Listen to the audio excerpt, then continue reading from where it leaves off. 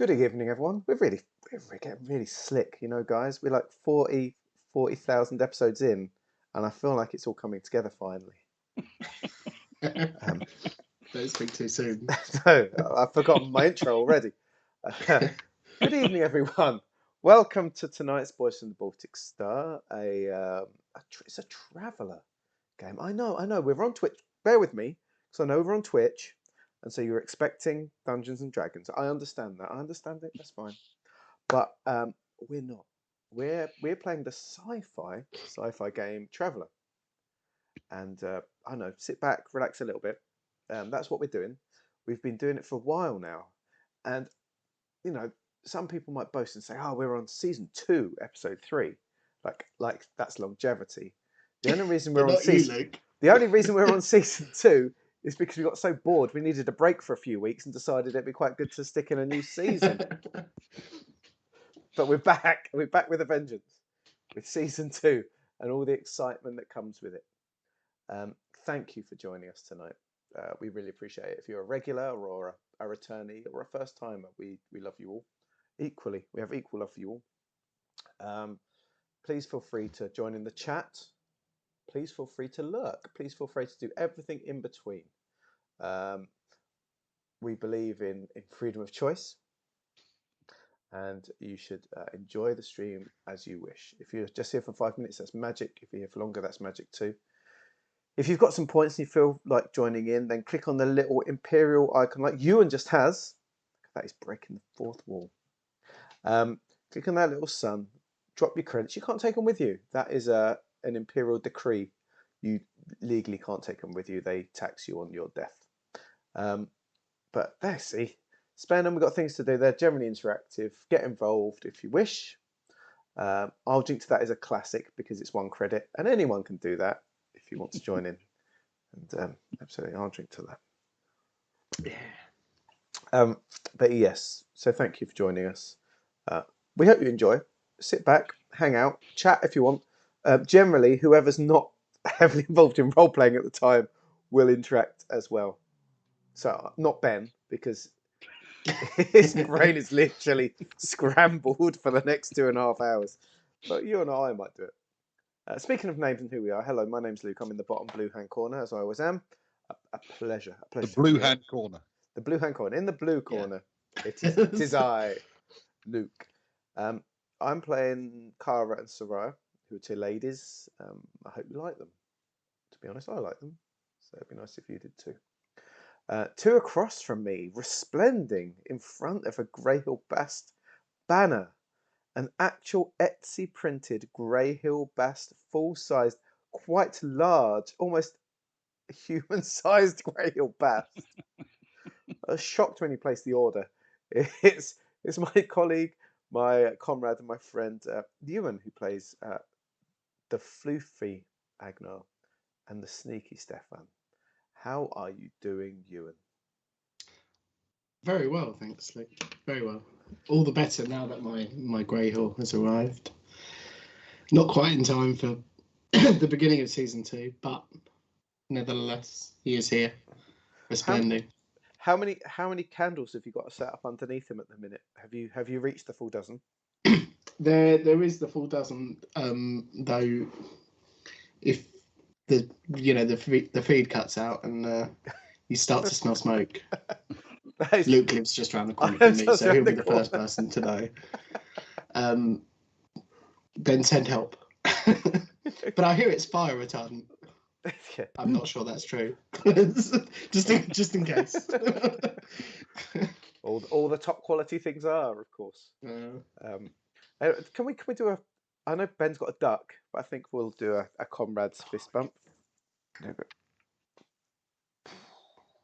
Lovely. That's a pleasure as always. Decisions have been made. We know what we're up to until Ben throws the spanner in the works.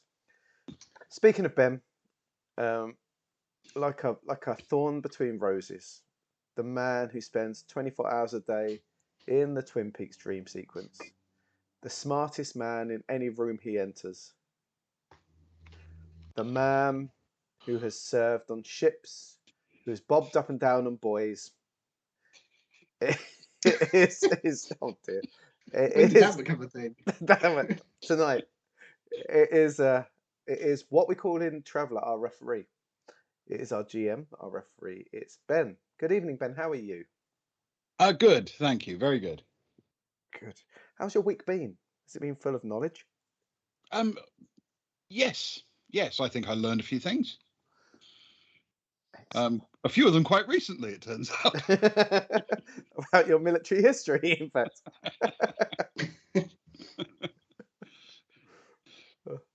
Yes, I am.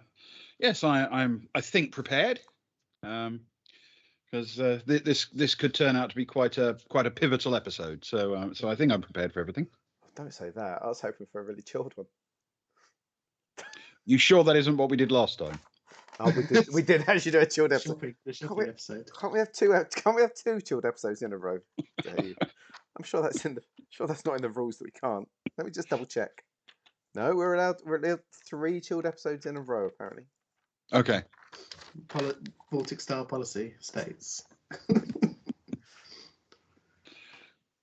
Exactly. I did make less than a page worth of notes last week, which suggests it was a very chilled episode.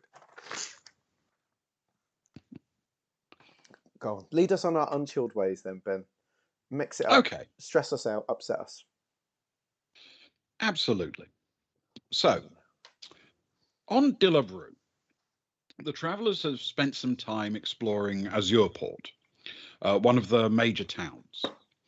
Making their way through the outer ring of the port, not far from where they'd helped Dilub Rou find his second-hand G-carrier, they found some explosives, some electronics, and a little bit of information from a nervous Tim. In other words, a shopping episode. Seeking still more information, concerned that the locals seemed more interested in their presence than usual, they bribed a young girl to tell them where to find a bar. Presumably, they assume that 12-year-olds always know the best places to drink. Oh, yeah. Finding the bar she identified, the Circle Club, the travellers learned that the curiosity of the locals might have something to do with the perception that they were squaring up for a fight with a dangerous group known as Lara's Band. Meanwhile, Kara was running a search for some leverage that could be used to ease their negotiations with Pan System Power over a local deal with a second-hand dealer and recycler of vehicles and ships, Lane Jarek, the very person from whom Tilon Rack had purchased his well-used vehicle. The resplendent Rack is fettling his new purchase for a trip into the unknown, and the travellers have promised to help him claim his property, where they now believe Lara's Band is based. And that is where we resume the story.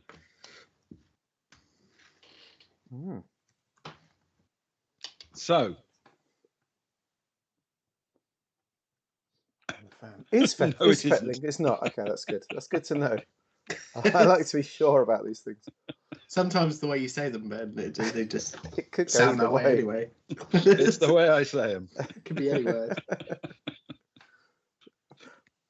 Okay.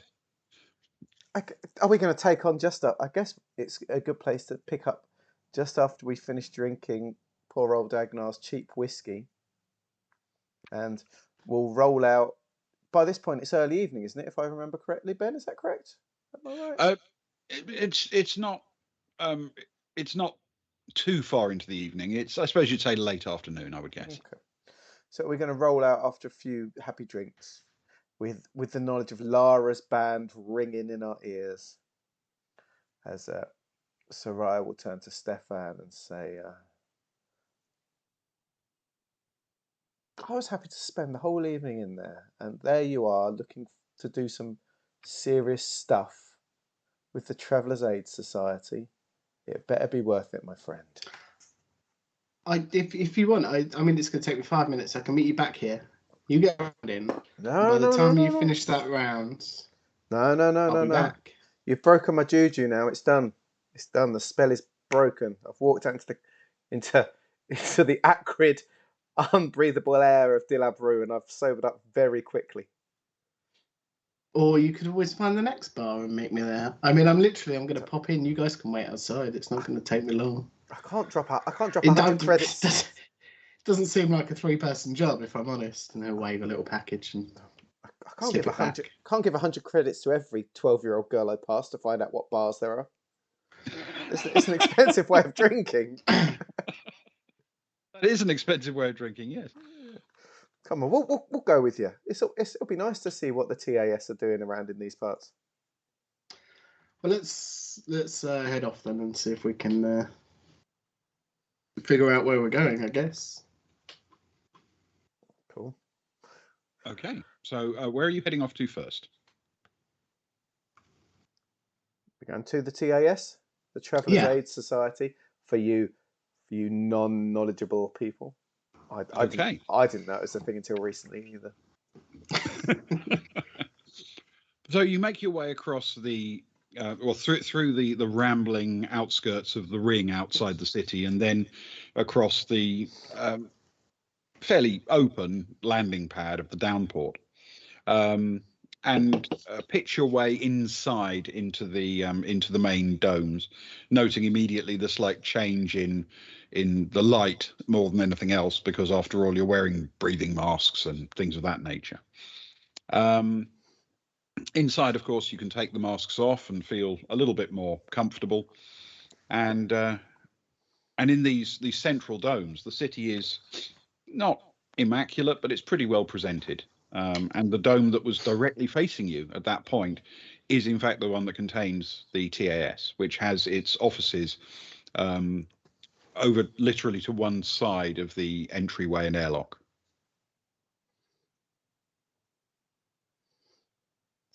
Shall we? Shall we? Investigate. We shall. Okay. We'll make our way over. You make your way inside through the door. It's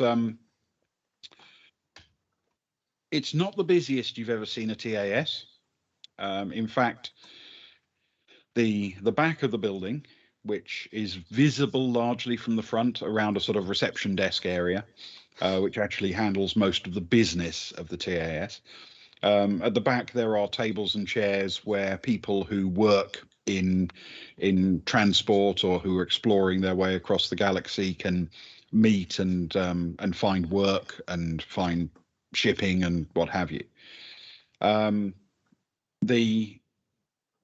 The front desk seems to be manned, but there doesn't appear to be anyone at all in the club itself behind the desk.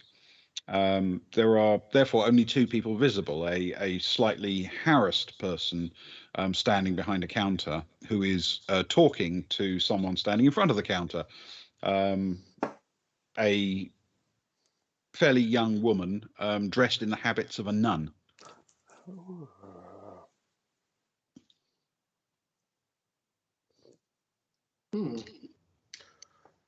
I guess it takes all sorts. Cara. She's not with us, but I'm sure it's going to be wonderful. Oh, is she not? My apologies. Right. Stefan will turn to Soraya. I suddenly just thought Cara might have been able to find some trade here. You know, there's quite a lot. I hear that it's a place to go if you're looking for work or some transportation.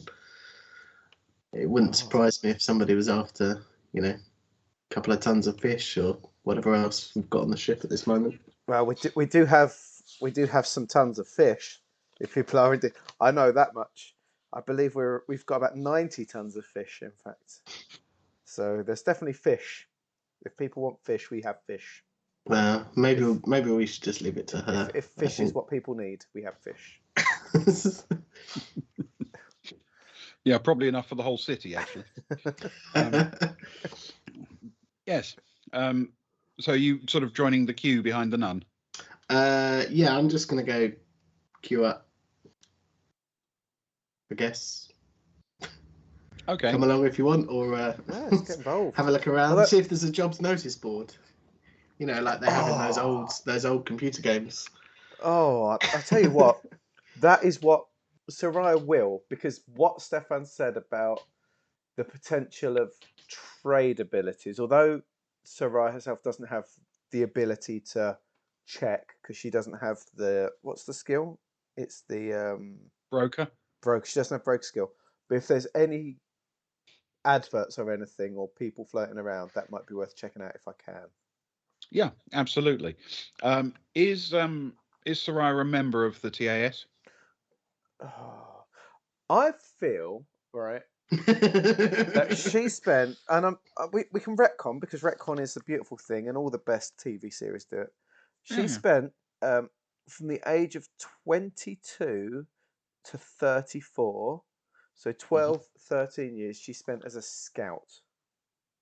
Yes. It feels very likely that she's a member of the TAS. Out of anyone, I think, in the crew, she's probably the It most does likely. feel likely. However, it is one of those things you get as a mustering out benefit Oh when you generate your character. no! Hang on, let me double check.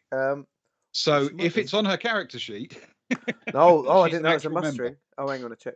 I got some credits. I got a ship share. We've never touched them. Got some tech. Maybe you could trade it for a Yeah, membership. can I trade a ship share? Easy to say after a few drinks. A ship share.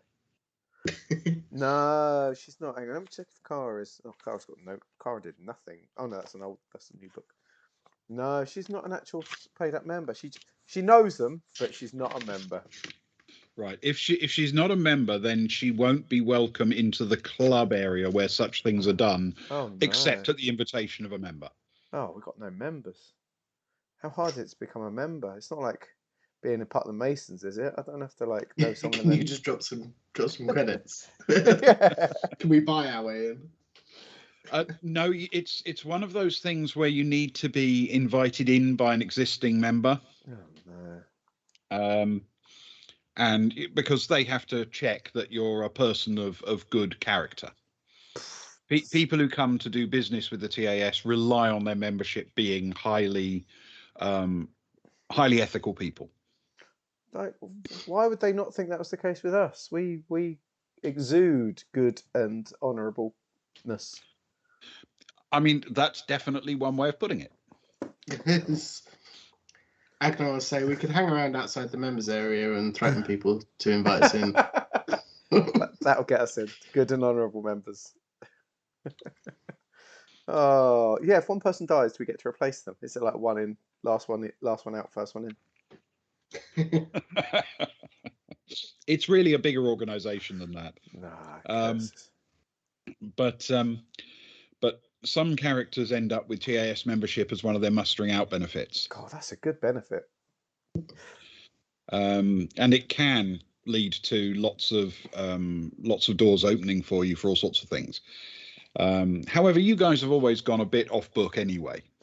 Yeah, exactly. That's true. So without that being done, I mean, there's no physical barrier, you understand, but equally, there doesn't appear to be anyone back there. Well, I would refuse to be part of any club that would have me as a member anyway. Yes. Yes. I mean, to be fair, I would too refuse to be a member of any club that would have you as a member. So I can understand that feeling. And says, "Have you been watching those old films again?" Yes. After a day of buckyball, I like to relax with some old black and white Terran shows. But yes, I think realistically, what you're going to be able to do at the TAS here is whatever you can do at the front desk. Okay, fair. And this nun is getting into quite a, I wouldn't say heated discussion, but certainly she is very persistent and insistent in her conversations with the person behind the desk. And the conversation is starting to get a little bit louder. Can Stefan hear from where he is what they're talking about before it starts getting louder? Can you roll a streetwise check for me, please, with intellect? Haven't warmed them up. Doomed. Oh, no. Well, you say that. It's a 5 plus 2 is a 7. Okay. Not at the beginning. No. The nun is trying to keep on top of her concerns, shall we say, and the person behind the counter is trying to be calming and professional, but increasingly the desperation starts to leak into her voice. She desperately needs transport over the surface of the planet to her priory, and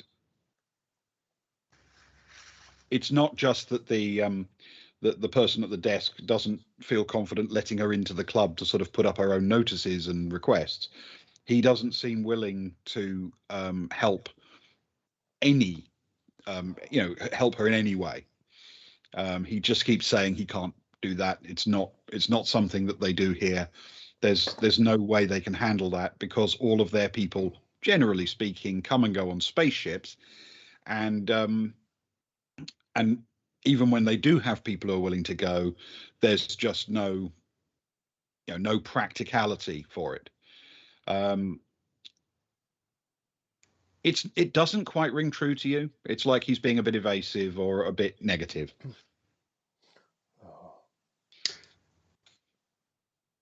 So how far back in the queue is Stefan? There are only 2 of you in the queue. You are right behind him. I am, in fact, the queue. You are the queue. You made the queue. Wonderful. Stefan will just walk forward and say, "I'm sorry.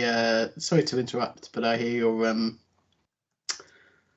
you're having difficulty finding a way across the planet. Whereabouts are you trying to get to?" And he will turn to the person behind the desk and say, "Have you got a map that it could be pointed out on?"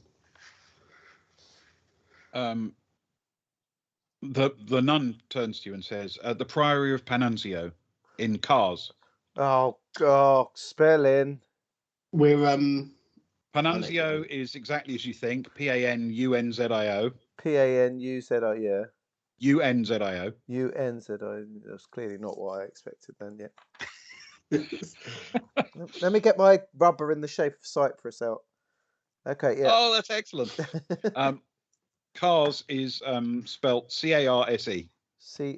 Carse. So the Priory of Panunzio in Cars. Priory of Panunzio in Cars. Okay. It's important. It's important for the encyclopedia. You never know when we might need it. Naturally. It certainly is. All news reports. News reports. None can't get back to Priory in Panunzio. Breaking news. Yes. Breaking news. Stefan will say, sorry, go on. No, as soon as you show any interest, she starts blurting out that she came to the city in order to get supplies for the Priory. And now she can't find anyone who will actually transport her back and their supplies back to the Priory. And she's getting desperate. It's been a few days. Well, I'm sorry to hear that, sister.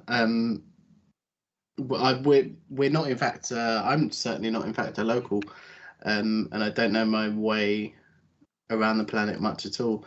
We are heading off. Did I write down the name? Over to near. Is it Moss's Pit? Morse's Pit. Morse's Pit. Well done, you. Well done. Is that on the way? Is that in the same direction? Very much in the same direction. Morse's Pit is very close to the Priory.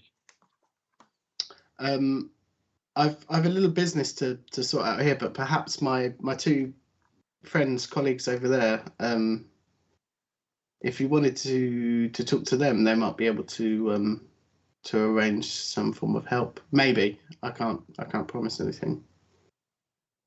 And he'll point out Soraya and Agna. So Soraya will turn around. She's got a mouthful of chocolates, and she's like, "Woo!" Woo! Okay. Her mouth. The nun is literally bobbing her head in gratitude and trots over at a surprising turn of speed for someone wearing full-length robes to corner the other 2 and start asking them questions. So should we go on with what you're doing first, and then we'll cut to that bit? Yes, cool. I assume that was directed at me. Sorry. Sorry. No, it's all right. I was just going to assume that anyway, to be fair. Stefan will wait for her to leave, take a few steps away and head pretty close to his friends, and then he'll turn to the person behind the desk and he'll say, "What? It seemed like you weren't interested in helping in helping her much. I mean, I get she's probably not a member, but is there any other story there? Are you a member? No. Well, I have to keep my counsel a bit. That's fair, and I can certainly understand why you wouldn't want her wandering around, the members' areas, sticking up notices willy-nilly. You must get people, you let one person do it, and all of a sudden the whole planet's trying to come in and put up notices for garage sales or, tombolas or missing cats. Yeah, exactly, all over the place. My son started learning drums, but has given up. We've got a set of drum kits. Drum kit for sale, yeah, exactly. Classic. But I mean, and you'll excuse me for saying, you obviously know your job much better than I do, but there did seem like other ways that you could have helped her, or stuck a notice up for her, or gone back and shouted. Anyone going over near the Priory? Can you roll a persuade check for me with Boone and social? Ooh. Stefan's very aggro today. I'm liking I'm Stefan. glad Stefan's on this roll, mate. Very direct. Oh well, good job. I had a Boone, because that's 2 1s, 0 from social, and a 1 from persuade. So that's a 3. A 3 with a Boone. Including the Boone. Oh, sorry, I thought you said Bane. In which case, I rolled a 5 plus a 1. It's still only a 6, but at least it's not that drastic. And you got a +1 from your persuade to make 6. Yeah. Okay. All right. There's a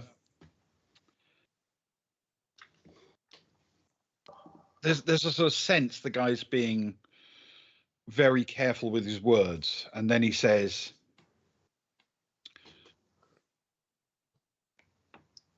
the members aren't very keen on heading out in that direction these days, because that's a thing. Okay, that's all you needed to say. I completely understand, and I completely understand you looking after your members. That's obviously what you're here for, as a collective, if not it's by yourself.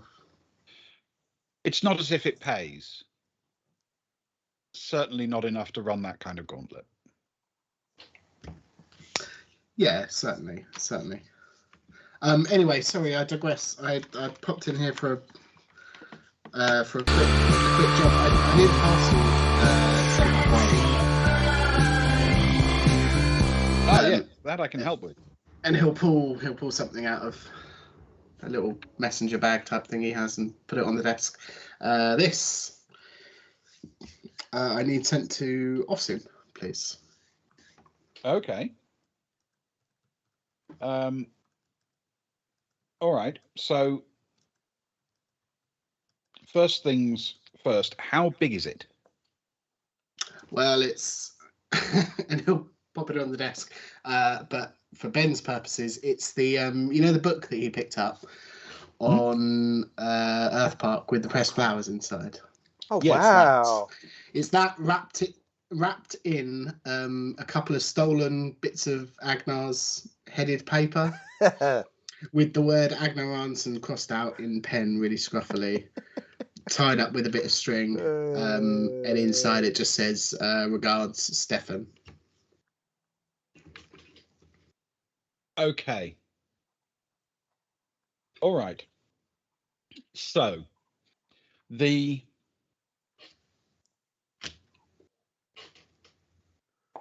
you buy that on Geek or Austin, did you say? I'm trying to think back to Stefan's past. That's a great callback. The book came from the flea market. Yeah, on Geek. Place. On Geek, yeah. And the flower, the pressed flower inside came from Earth Park. Yes, it did. That's absolutely right. Excellent. That's a great callback. Loving that. Right. Okay. Let me do a quick calculation.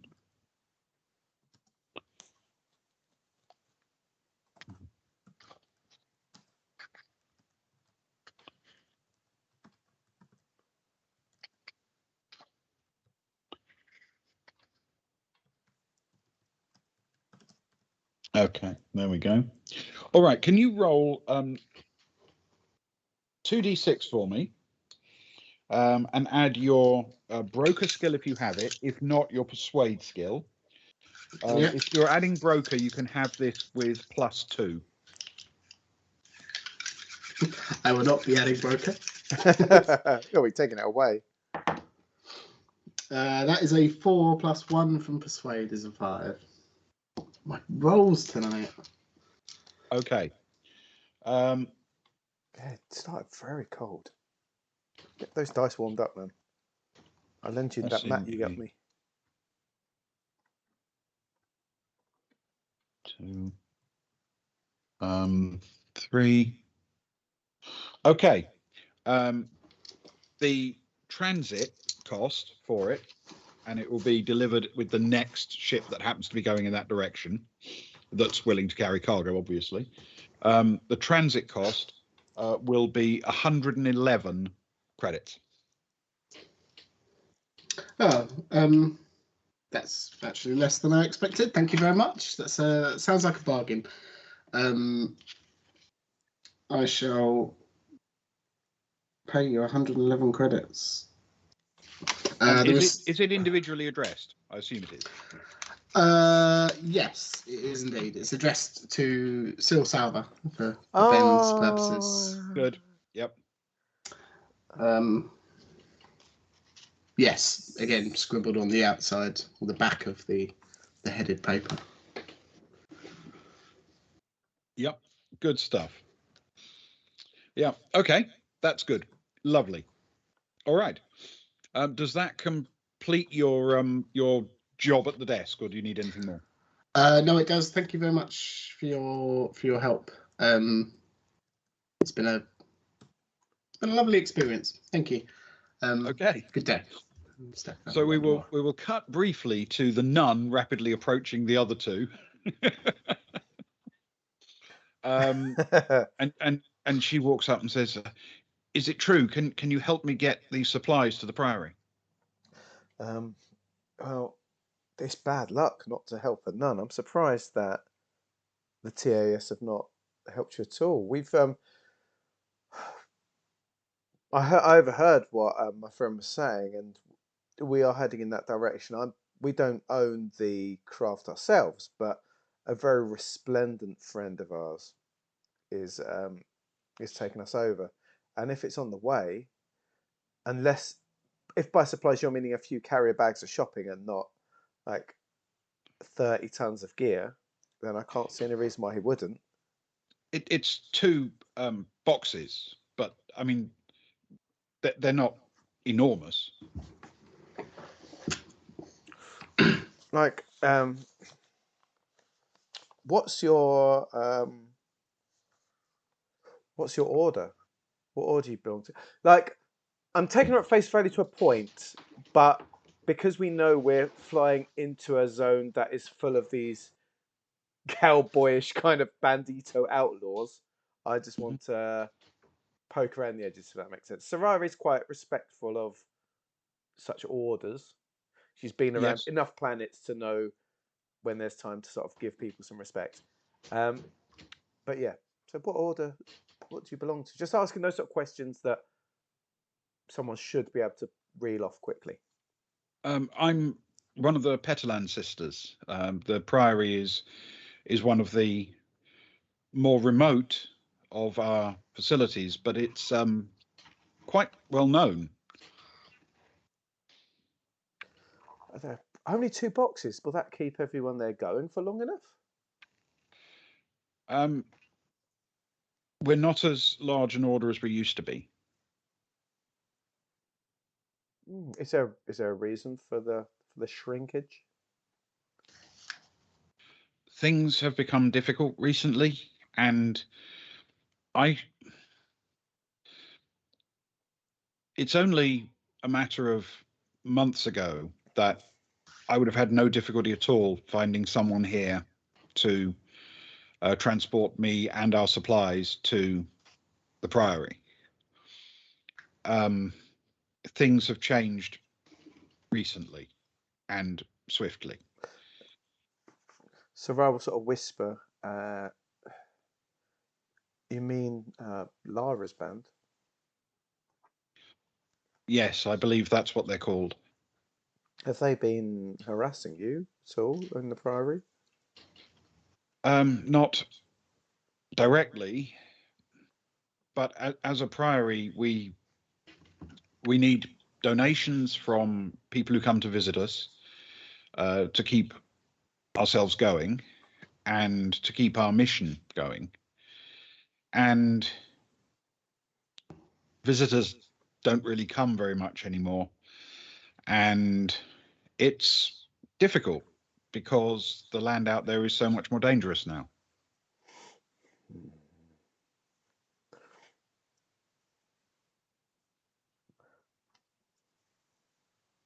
Do you know much about Lara's band at all? Not really. A few people who have come through have told us, I suppose, rumors more than anything else. Okay. And I don't really like to spread rumors. That's understandable.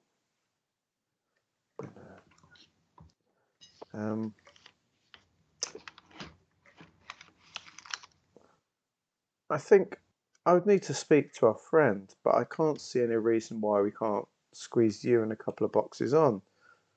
We're heading out there, like our friend said, in that direction, and we'd be more than I would personally, and I'm sure my friend as well. She says, pointing to Agnar, would be more than happy to make sure you get safe passage back to your priory with your boxes.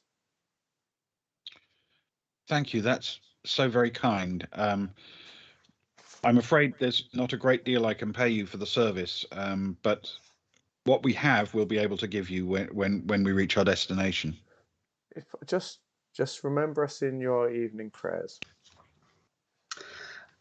And potentially the person we're heading out that way with could possibly be moving into the area. So think of them as a good neighbour, I suppose. Lovely. Anyone who adds a little to the traffic and the people who come and spend time with us is more than welcome. I mean, I can't guarantee that, but they'll certainly be in the area. You know, a cup of sugar here and there wouldn't go amiss if they ever run short. You know how it is. Yes, of course. Cups of sugar. Yes. That's like the main way of buying things on Dilub Rou, I've heard. Yeah, you'd think it would be Imperial credits, but cups of sugar. Okay, so she then sort of turns to you and says, "So where can I meet you? I'll have to bring the supplies." That's fine. If so, we're based at the Cadence. See my note taken. We're based at the Cadence. Do you know it? I've seen it. I don't know it. No, we're based there.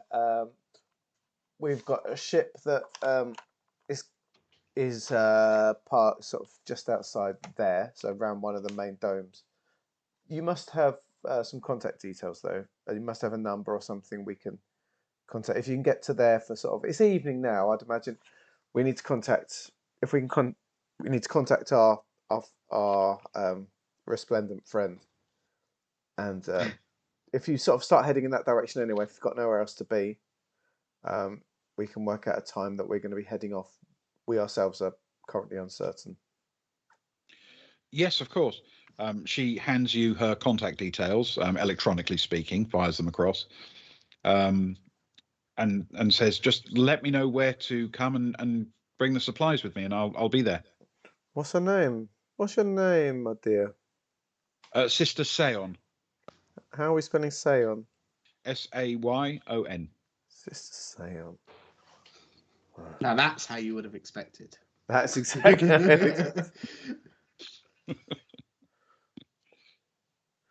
Wow. Well, sister, it's a pleasure to meet you. I'm glad we can help you.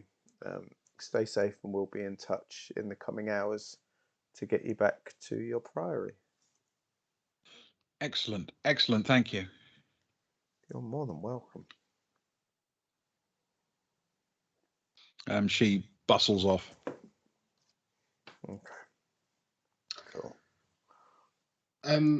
Speaking as Agnar, Ben, from our time here before, do we know how much of a lawless or lawful planet this is? It's the technical term is balkanized. So depending on where you are, the law level can vary a little bit. Its law level is usually quite reasonable in the big cities. They are quite well run and quite strictly policed. But as soon as you get out into the wilderness, it's a bit more every man for himself. Okay, so the port seems okay for her to want to be wandering around, but yeah, no reason that she shouldn't be okay walking around Azurport itself. At least if she stays within the domes and the sort of well-trodden areas. You get round to the very edges of the ring, yeah, you could blunder into the occasional, bad person. But I'm sure she knows that. Agnar says out loud and then looks around. Yes, nuns are not necessarily completely without resources, and surprisingly, a lot of people hold off on mugging them and robbing them simply because they're nuns. Quite right too, I say. Yes. Sarai's getting on a high horse. Quite right too. No, it's not because they follow religious orders. It's because nuns don't have anything worth stealing. Well, exactly. That is true. A penny here and there, a loaf of bread if needed. Yeah. Yeah, the reason people rob banks is that's where the money is, so to speak. That's where the sugar is.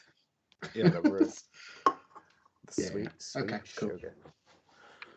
Cool. As long as there's nothing, unnervy that would be going on in the back of Agnar's head, that's all good. No, I mean this is nowhere is perfectly safe, but there's no inherent reason to believe that a nun would be in terrible danger walking around Azurport. No. Cool. It's a reasonably civilized place. Sarai is gonna. Or it was until we got here. How dare! Sorry, Luke. How dare you? They let anyone in. We've brought up the quality in Dilub Rou. Sarai's gonna try and call Telon Rack if that's okay. Okay. Cool.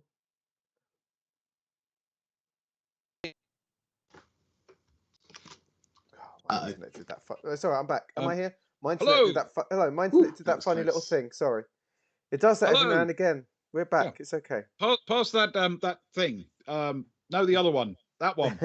Yes. Thank you. Yes. Who is it? What do you want? Have I frozen or am I okay? I think you're okay. Have I vanished from the screen? That's the plan. You're good on stream, from what I can see. But there is a bit of a delay. You've frozen on Teams, but not on the stream. You're not standing up on stream. That's the most important thing. It is indeed the important thing. We spend too much time looking at you, to be fair. How dare it's everyone else that needs to get their fill. How dare you? Well, it was a backhanded compliment. It's barely a compliment, to be honest. That means I've got to flick between things now. OBS has gone funny. How annoying. Okay. Sarai will make the call. Is there any answer? Hello. How can I help? What is it? My resplendent friend. How are you? Well, thank you. I'm mending things. Things. How are things? Things are mending here too in a very different way, I would say. How soon will you be ready to head over to your lovely new home, do you think? Tomorrow morning, first thing, I reckon.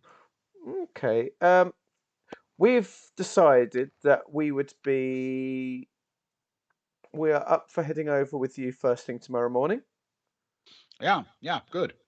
and we're wondering if we found someone that would like a lift out near to you. And I know you're not a taxi service, my dear long-term friend, but moving into an area, it's good to be friends with the locals, and it's a nun from the local priory just down the road from you. Oh, yeah. Yep, she's just got some supplies. The Travellers Aid Society, they're a bunch of wasters, aren't they? They didn't let her. They're not helping her out because of the wrong-uns that we're going to sort out with you. So she needs a lift back. Wondering whether we could set things off on a good footing and drop her home before we do the deeds. Sure, love to. This is the Priory, right? Yeah. Hear good things. Want to see it anyway, so might as well. Brilliant. Everyone's a winner then. That is great. Cool, fantastic. Then we will be with you in the morning. By early, you don't mean early, do you? Normal early. 0600. Oh God. Sarai will turn to Agnar and roll her eyes and says, I guess that's military early rather than scout early then. How early? How early? 6. He'll look a bit relieved. There's only Rack sort of chimes in. We don't have to leave at 6. That's just when we'll be ready. There's only 1 6 in my day, and that's in the evenings. What time do nuns get up? Probably before you, to be honest. But she's got definitely before scouts. She's got definitely before.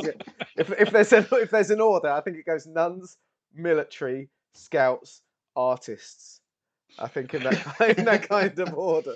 I feel you missed a few between scouts and artists. I think you probably did. Yeah. Possibly the entire rest of the universe fits between scouts and artists in that order. Okay, yeah, absolutely, no problem at all. We'll be good to go first thing tomorrow. Earlier is a bit better, I guess, because I'd like to do a bit of seeing the lay of the land, if you know what I mean. That works for us. We've done our drinking already. I guess we'll have a nice quiet evening, and we'll see you tomorrow. Good stuff. Awesome. He hangs up.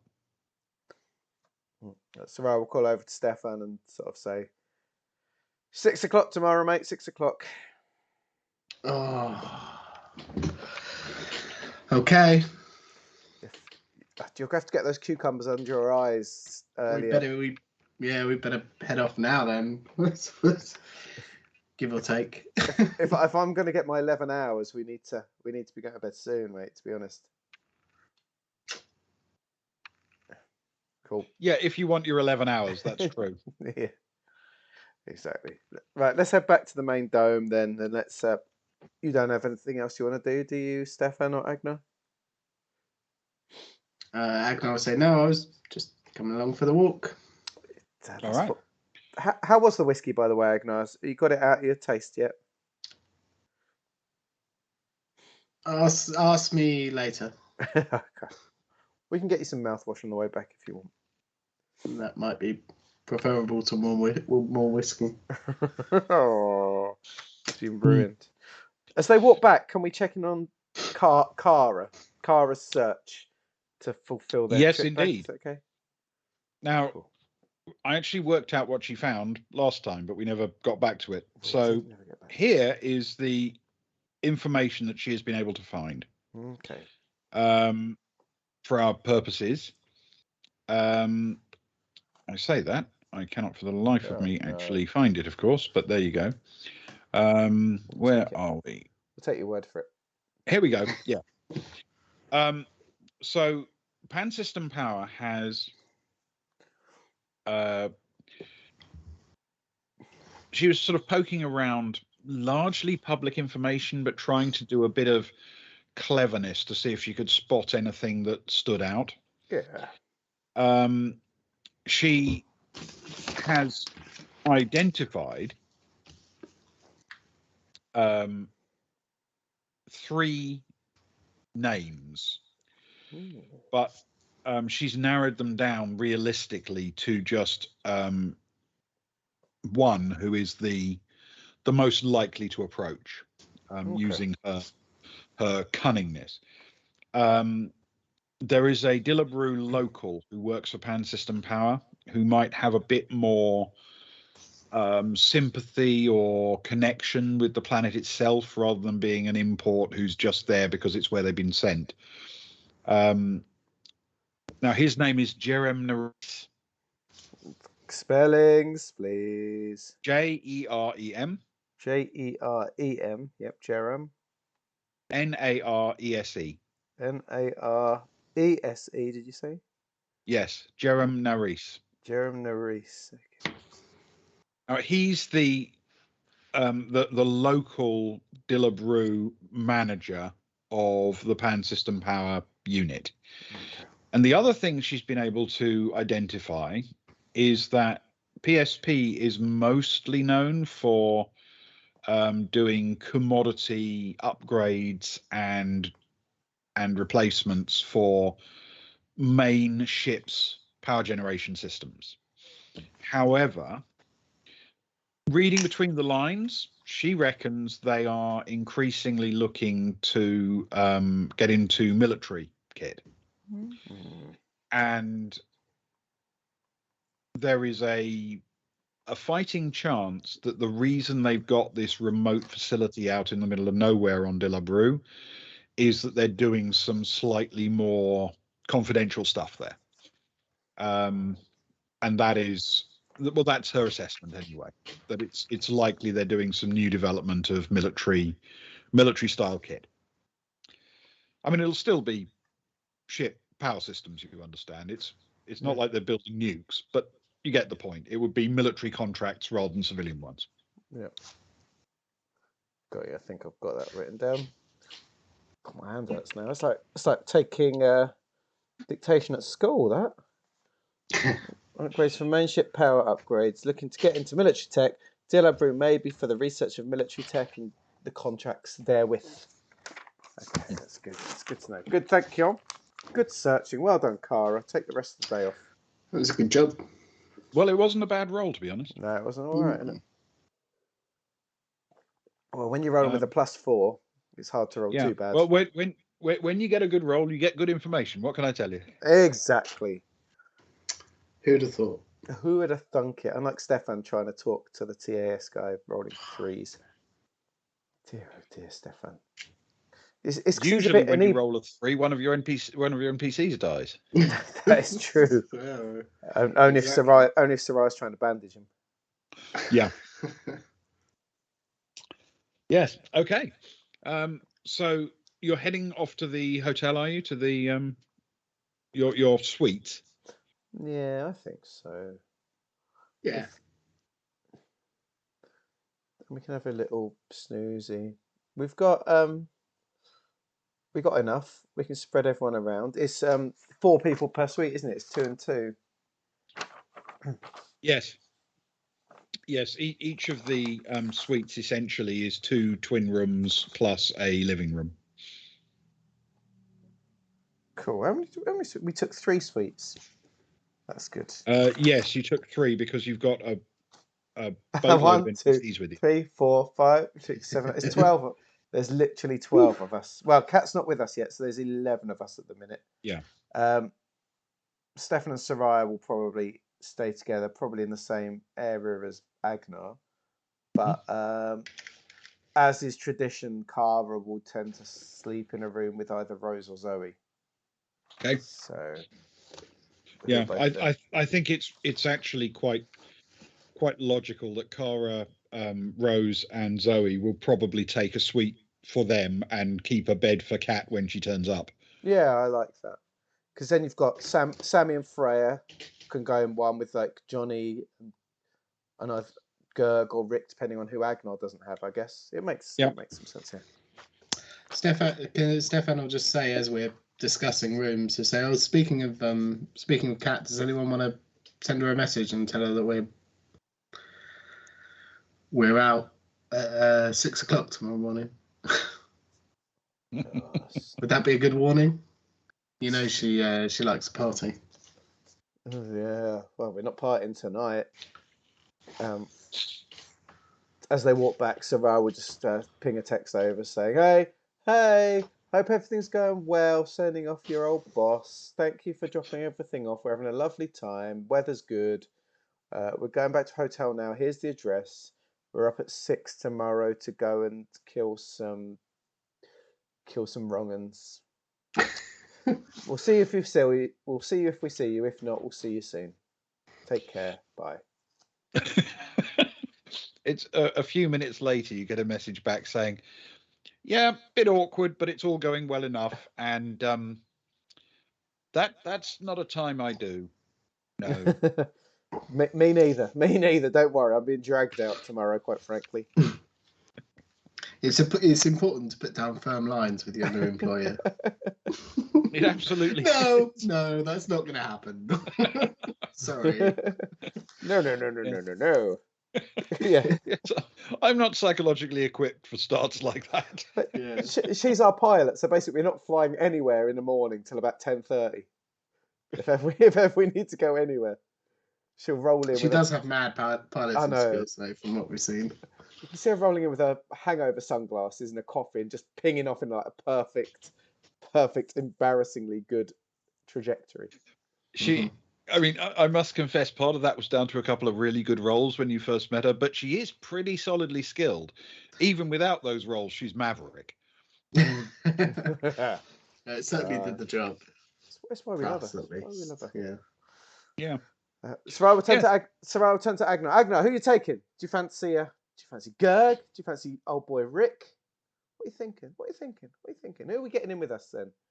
Make sure it's someone good. It's our sweet. I don't mind. When my head hits that pillow, it's snore o'clock. Oh. You pick who you want, and I'll take anyone.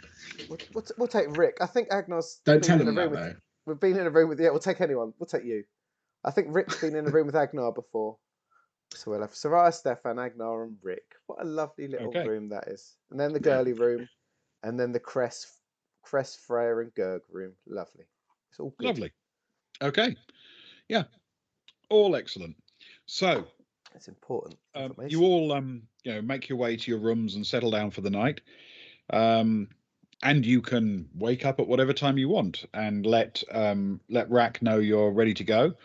I assume he'll be fairly eager to get off quickly, but it doesn't have to be 6, of course. That's just when he'll be up and ready.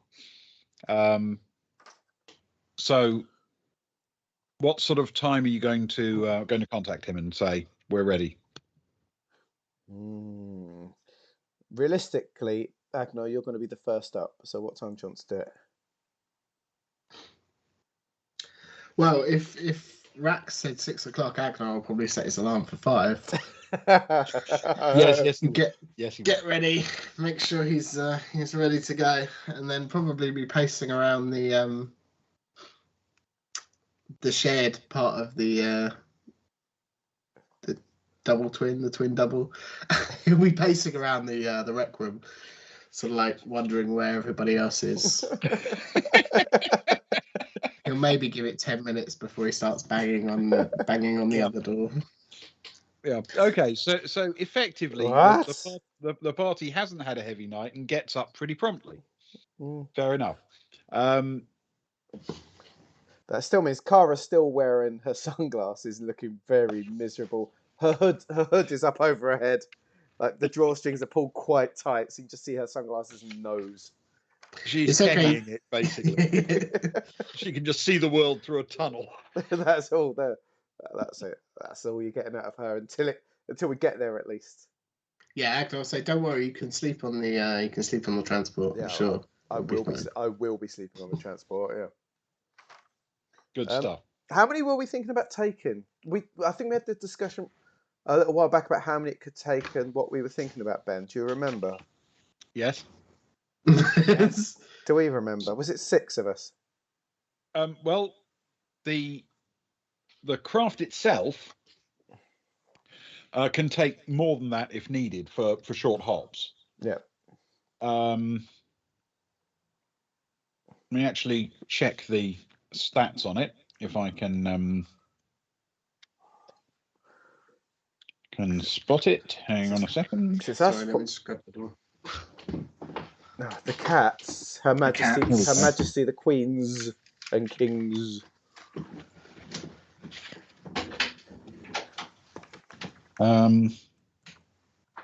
Yeah. So in addition to 2 crew, it can normally carry 8 passengers. Okay. So 2 craft is 2 crew, which would be Rack and Sarai could do that.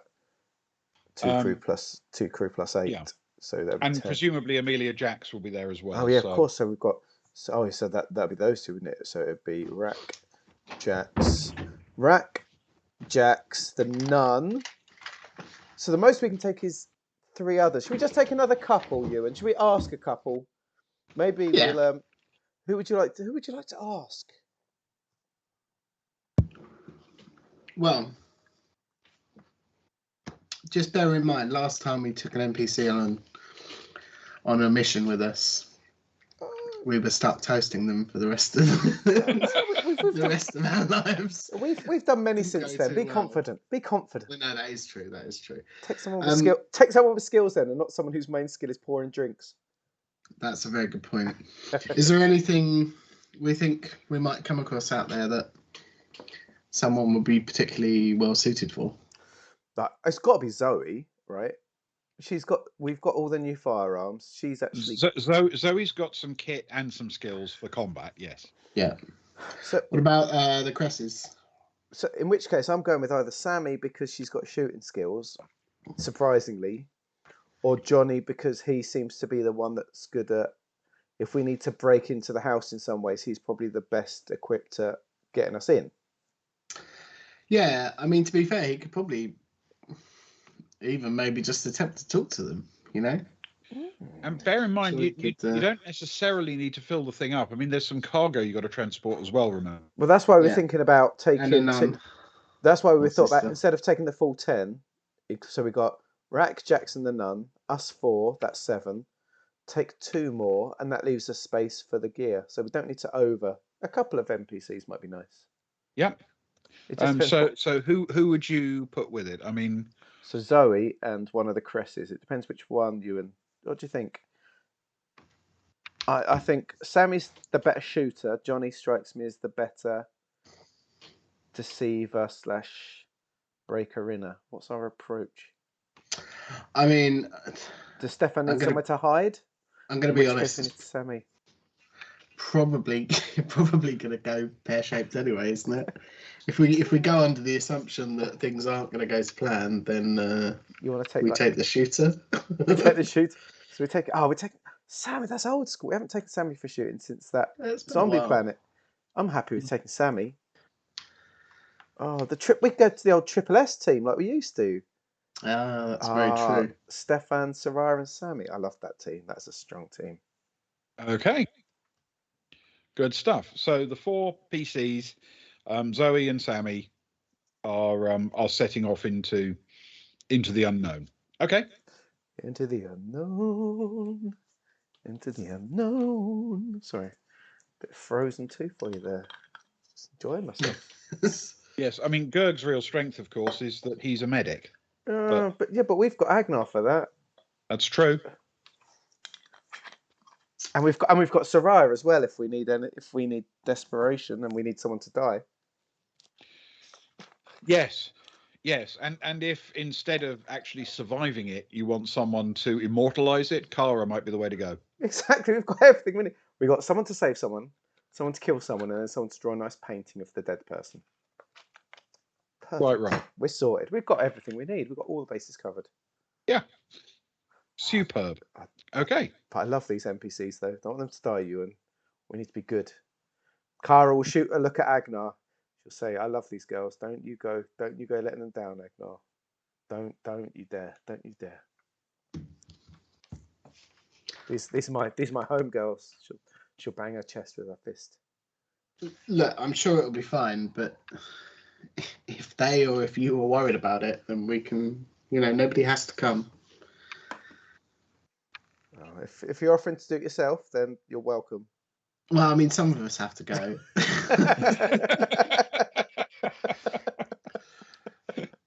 But not Yeah, everyone is all I not, mean. not everyone. No, I think they look good. Look, I think Cara turns out looking at Zoe's probably clearly about 15 minutes after Aghanon already packed and is like fondling her gun, I would imagine. So I don't Alright. think we're going to be able to stop Zoe from going. She strikes me as the eager type. She's been I mean, looking for an excuse to fire that weapon since she bought it. The only thing that would stop Zoe from going is if she thought someone like Rose, someone she feels quite protective towards, was in danger here. But in a luxury hotel in a quite civilized city, I don't think she's too worried about that. That is true, because it's the Cara Zoe Rose triumvirate of protection, isn't it? Yeah. Oh, we're adding. Zoe feels very protective towards the sort of younger female members of the crew. And we've got Kat joining that little posse as well soon. Yeah. Oh, no. So I think Cara will tap Zoe on the forearm as she turns wistfully towards the sleeping Rose and says it's okay. She'll be okay. She's got Johnny, she's got Rick, she's got Gerg. Kat's turning up later. They'll be all right. Nothing can go wrong. They'll be chilling, right? Let's go have some fun. She Excellent. says with a hood over her head, looking miserable. Let's go have some fun. And Zoe picks up her case in which her new carbine is, and she gives it a little friendly pat and says, "I want to see what this does." Oh, me too. We've got the gear, right? So we can go with all our good stuff. Yep. Yeah, we got all our good stuff, man. This is what we need. Yep, you've got the gear. All right. Let's go into the unknown. Okay. So you contact the nun? Yeah. All right. So around about, allowing for a little bit of delay and what have you, about 8 o'clock or so, the crew of you guys is assembled, ready to go. People have woken up Cara 3 or 4 times and dragged her the next 100 yards. And I'll be good when it's important. Look, when I need to do shoot, I'll be good. Just let me have a snooze, all right? And Rack brings the G carrier around to just outside one of the main exits from the dome area, and it's almost no time at all. You're waiting for the nun to arrive. She arrives with a sort of sled thing with 2 quite large, like meter on a side, cube-shaped and pushes them out towards the airlock, and not very many minutes later, with a little bit of help from Rack grabbing one end of a box and so on, they're loaded. They're quite bulky, but not for a vehicle of this size, and they're not insanely heavy. You understand? They're just quite unwieldy. So it's not too long before they're loaded into the back of the G carrier and strapped in place so they don't shift around, and everyone piles in. And with a couple of touches of the controls, Rack shuts the doors and seals them, says, "Okay, everybody, next stop, the Priory," and sets off resplendently. Oh, of course he does. Roaring across at a considerable speed, actually. The outer part of the sort of landing pad area, down various marked lanes that you drive along when you need to cut through it, out through quite a broad gap in the ring area outside, and then he takes a hard turn as soon as he's outside, points himself essentially north from the city, and guns it, and the G carrier flies at about a couple of meters off the ground, at considerable speed to the north. And I think that's a good point for us to take our break. It is indeed. It's wonderful. It's gone very Star Warsy, Ben. I'm getting the sound of those speeder bikes. That was a good shot. Dusty Planet. Oh, yeah, exactly. It's perfect. It's because I've been watching the Book of Boba Fett. So Remote Outworlds. That's in my So mind. have I. So have I. It's I good think it's stuff. brilliant so far. Right, let's take our 5-minute break. We're going to do our toileting, grabbing drinks, getting some fresh air and so on. And we hope that you will too. But please don't go anywhere. We shall be back in 5 minutes for the most important part of the entire stream, the toast to Grey Hill Best. So I hope you'll hang around and join us then. But until then, let me just set up the break things. Don't go anywhere. Hang on, I'm going to click some things. Bear with me. Oh, we don't need that. Oh, no, what have I done? Don't forget the music. Yeah, oh, don't start. We've got music going, it's okay. It's already gone horribly wrong. I know, I've only just started. We've got so many things on here because we do so many stupid things. They're not stupid, they're wonderful, but you know what I mean? There's too much stuff going on. They're all stupid. Right, we're good. Okay. Right, we're back in 5 minutes. It's official now. I'll see you guys in a few. See you in a few minutes.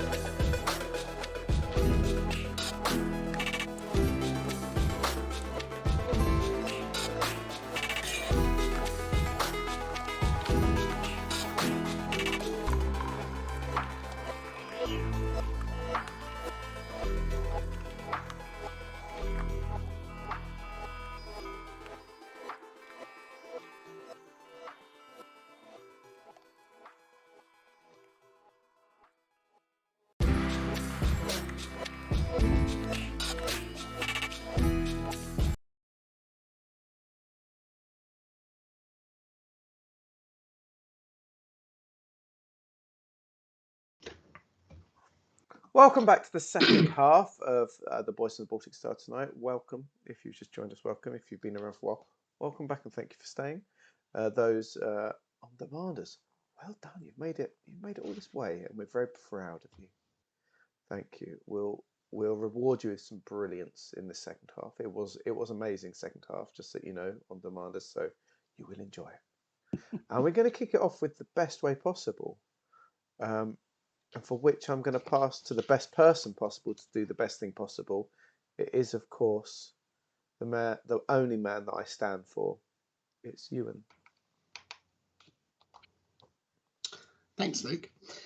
We're going a bit more low key for the for the Grey Hill, the toast to our beloved departed Grey Hill NPC, who was with us for too short a time, frankly, for several reasons, 4 reasons, in fact.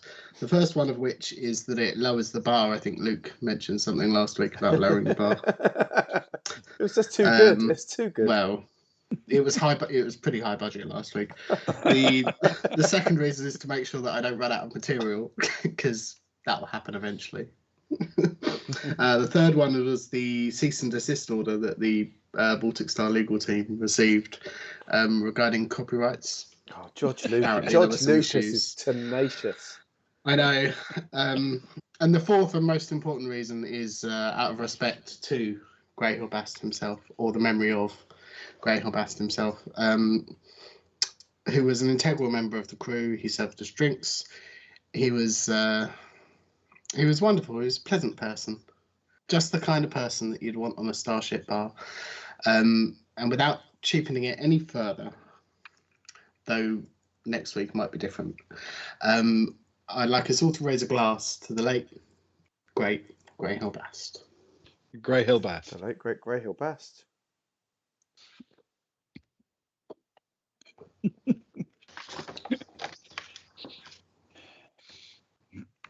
Lovely. Yes. So, Big fan. we find ourselves in a G carrier speeding to the north.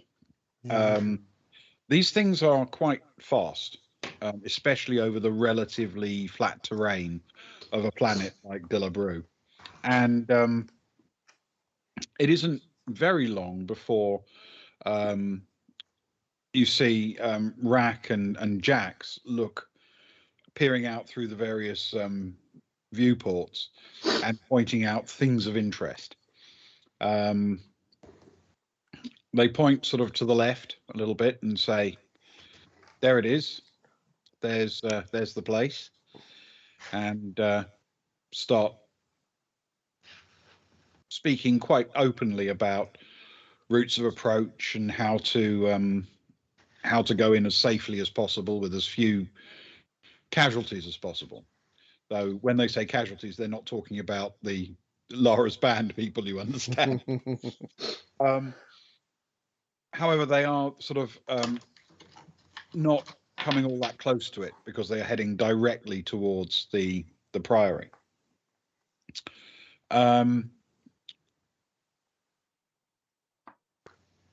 The journey is sufficiently swift in such a vehicle that it would be quite hard for anyone to intercept.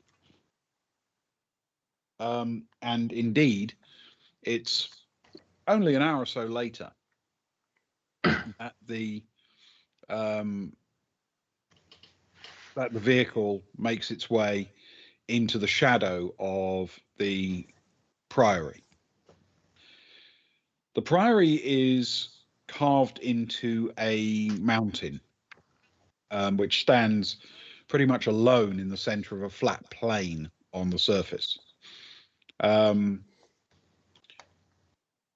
You have Sammy with you, and she excitedly points out that the mountain is in fact a splash spire. It's the center of a crater where a meteor struck it and melted the rock in the crater, and right in the middle, through a little peak up away from the surface, which then solidified there. making it very, very dense, hard rock right in the center of this flattened, very smooth area. Oh, lovely.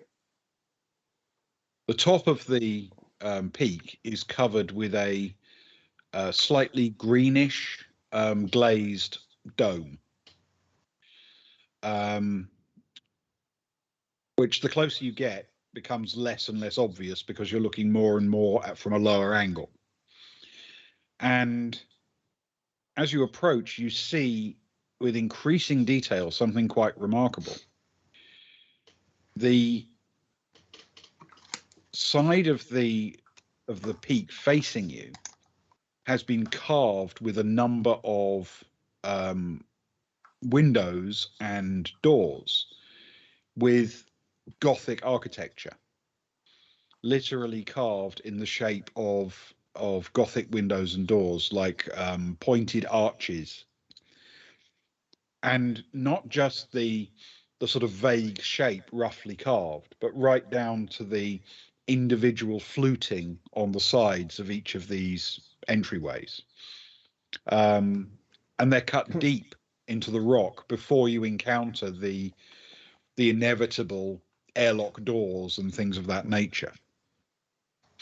It looks very much as if the west front of a Gothic cathedral was dropped from a great height into the middle of Dilub Rou, and landed largely intact, though obviously the surround is rough rock.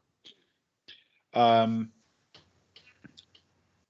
Rask brings the vehicle, the G carrier, to a stop right in front of the entrance, and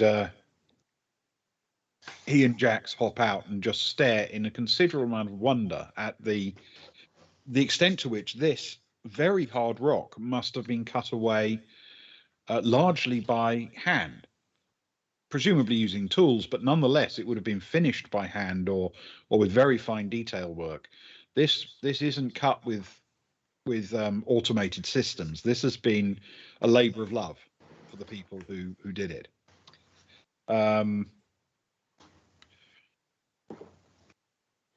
Moments later, they have helped the nun unload her crates and are transporting them towards the front door. Kara's going to wake up. She's obviously been, when you're on a bus or train and you can have a snooze, so your head leans against the window and you bobble along with all the little bobbles and that, and she's woken up by it stopping, as we would be on such things. And so when we finally stop, it's the first time she sort of blearily looks out from behind her sunglasses. And her artistic side, of course, is enraptured, quite frankly. So she's going to throw on her mask and she's going to follow them out and start taking almost like sightseeing pictures of such a tremendous thing while she's been dropped off. Okay. Everybody compile out and help with the unloading and the carrying in if you want. Or if you want to leave someone at the vehicle, that's fine too. Soraya's happy to take a load. I don't know. She'll sort of nudge Stefan, expecting him to help as well. Go on, Stefan. Yeah, sure. Do you want to share one? Yeah. I'm not the strongest. Well, you're but I'll strong. pitch in. You're stronger than some. She winks at Agnar. Agnar's off to the side. Yes. Higher that end. No, left a bit. Watch the corner. No, if you want to take it, you can take it, mate. Do you want this end? No. I'm just sure. Am I doing a good job? Agnar? You know me. I'm a general. I'm just giving advice. Supervising. You're a something. I'm a general something. Okay. Yes. General something. Without too much difficulty, the crew as a whole seal up the G carrier and make their way in through the main entrance. As soon as you're in the main entrance sort of archway and tunnel behind it, the wind drops, which is itself a noticeable feature. It changes the way you perceive the world around you. You get to the airlock door, which is nothing particularly new, but it looks well taken care of, and it slides open without any protest. The main entrance there is quite large, and the airlock hisses shut, and then the inner door opens. The entranceway leads into a intricately carved, vaulted, long passageway with again carved entrances off both sides, and a huge archway leading forwards into what seems to be a very, very big space indeed. Within a few moments, half a dozen nuns emerge out of the various passages and take charge of the 2 crates of supplies and exchange greetings with the sister as she returns to them. Seon is clearly pleased to be back, and once the crates are taken away and dispersed, she introduces you to the mother of the priory, Mother Lissa. How are we spelling? Lissa. Lissa. Okay. Who takes a look at you as a group and immediately says, "Thank you so much. Thank you for bringing our supplies. We don't have much, but if we can make a contribution to cover your costs or your time, of course, we'll try to do that." Sarah steps in immediately and she says, no, please don't. We don't need any of your contributions. We don't need any of your money. Just, we're going to be going through some difficult times in the next day or two, hopefully for the good of the area, and we would appreciate a prayer, a thought when you're going about your times for our safety. But we don't need anything else from you. Well, thank you. Will you at least join us for some food and maybe stay for the chanting?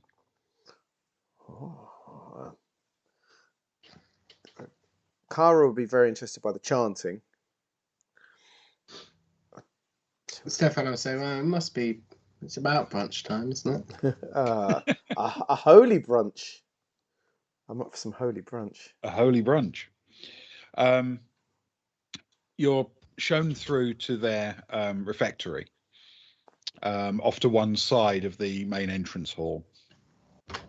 Here there are very plain furniture, but the nuns busy themselves with various parts of their preparations, and it's perhaps an hour or so later that food emerges and the nuns sit down to eat, and they share their food with you as well.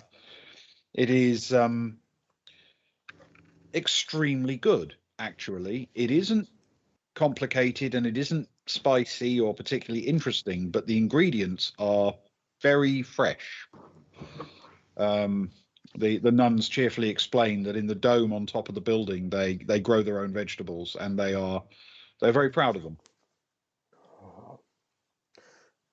So Kara will turn to Stefan. They were the ones that brunched together from the vegan cafe, and she'll say, "This is even better than the vegan cafe on the seamstress, Stefan. This is a notch up, and that was good." It certainly is. We've come a long way since the student digs back in the day.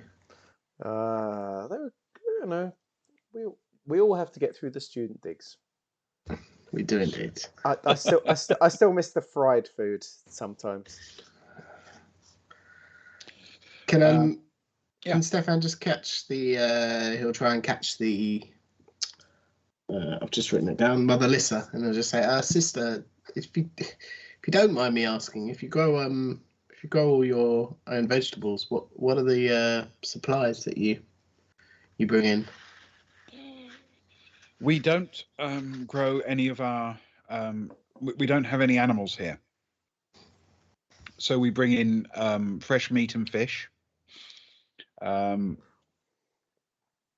various dry goods because we can't grow. We don't have the space to grow grain in quantity, so things like bread and pasta, we have to import flour and grain. Oh, I see. Well, this is spectacular food. Thank you. Oh, you're very welcome. I'm glad you enjoy it, and I hope you will stay for the chanting.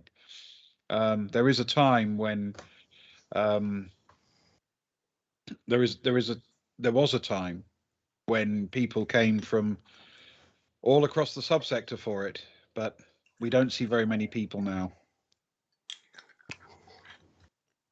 Mm. No, I can imagine things being what they are in the area must be hard. Yes, it's a challenge, but we face such challenges with optimism. It is our way. And we still have a mission to undertake, even if we only have one guest at the moment. We have the capacity for many more, and one day, hopefully, we will have larger numbers of people needing our services once more.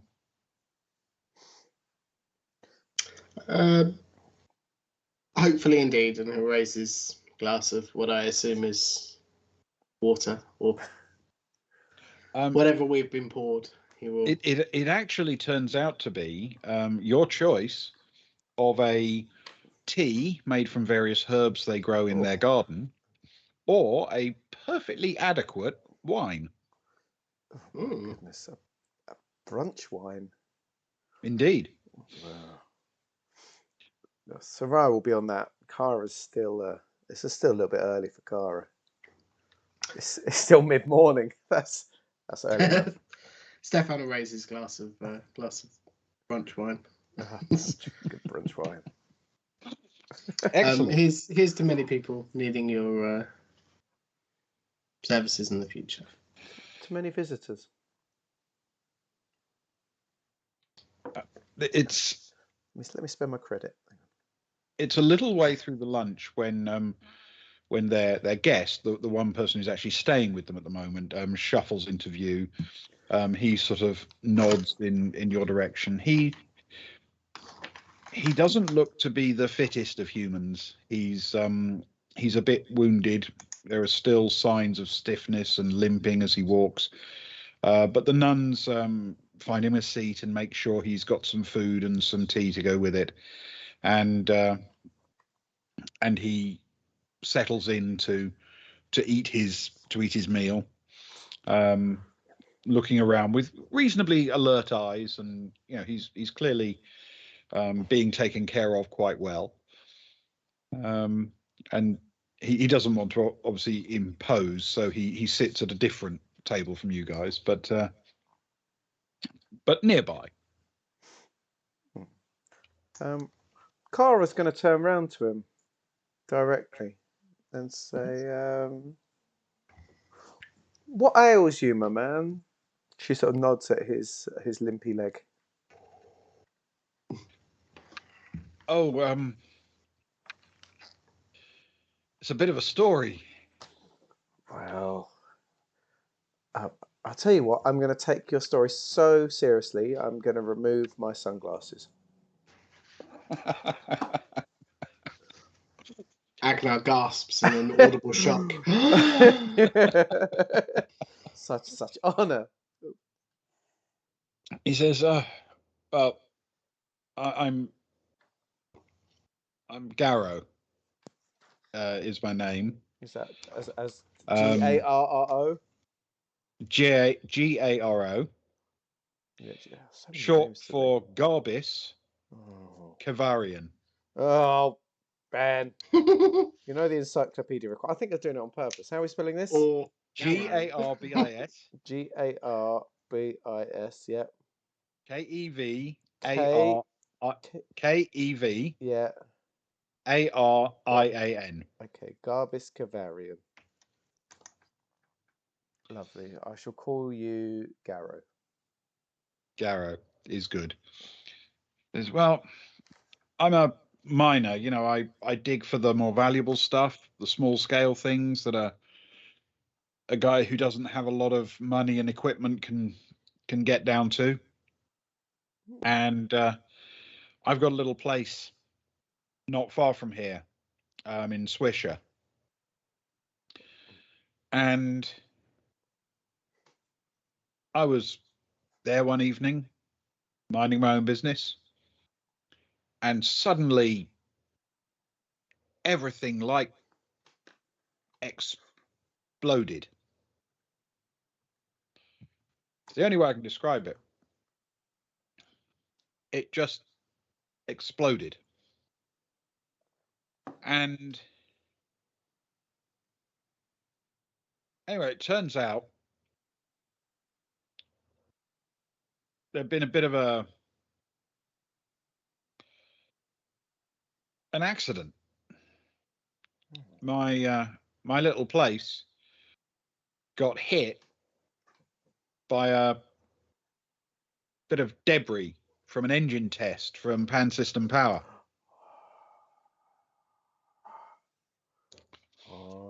The test went badly, and you know, my place got hit. The integrity was breached. I was injured. My place damaged very badly, and thankfully the PSP guys, they obviously track what their tests are doing, and they sent out some people to find out what had happened, dug me out of the wreckage, and brought me here for recovery. How long have you been here, my friend? Oh, a couple of weeks now. Have you, Cara sort of turns to the Mother Lissa in the conversations and says, has he had to go through much recovery while he's been here? Did he come in quite a state? Lissa sort of casts an eye at him to make sure she's not giving away anything she shouldn't. And she says, there was physical injury, certainly. And then there was the consequences of being exposed to the thin and rather toxic atmosphere for a bit. And then Garrow hadn't been taking brilliant care of himself anyway, so he really did need a good balanced diet for a while, and the opportunity to choose tea for his meals. Yeah, I see that when he came down, you didn't offer him the wine. Hey, Fitz, you all right? It's not Fitz. You doing good? Yes, that's definitely part of the process, I think, in this case. He needs his organs to have a chance to recover. Yeah, see, I don't think he's the only one. Cara looks at Agnar and taps his belly. Agnar will use this as an excuse to chip in, and he'll just say, "Hold on a minute." So Pan Systems Power, who are running tests on military grade engines out here, and presumably, doing all right for themselves, injured you in an explosion, and the first thing they thought of was to, no disrespect, to drop you here for medical attention. It is our calling as an order.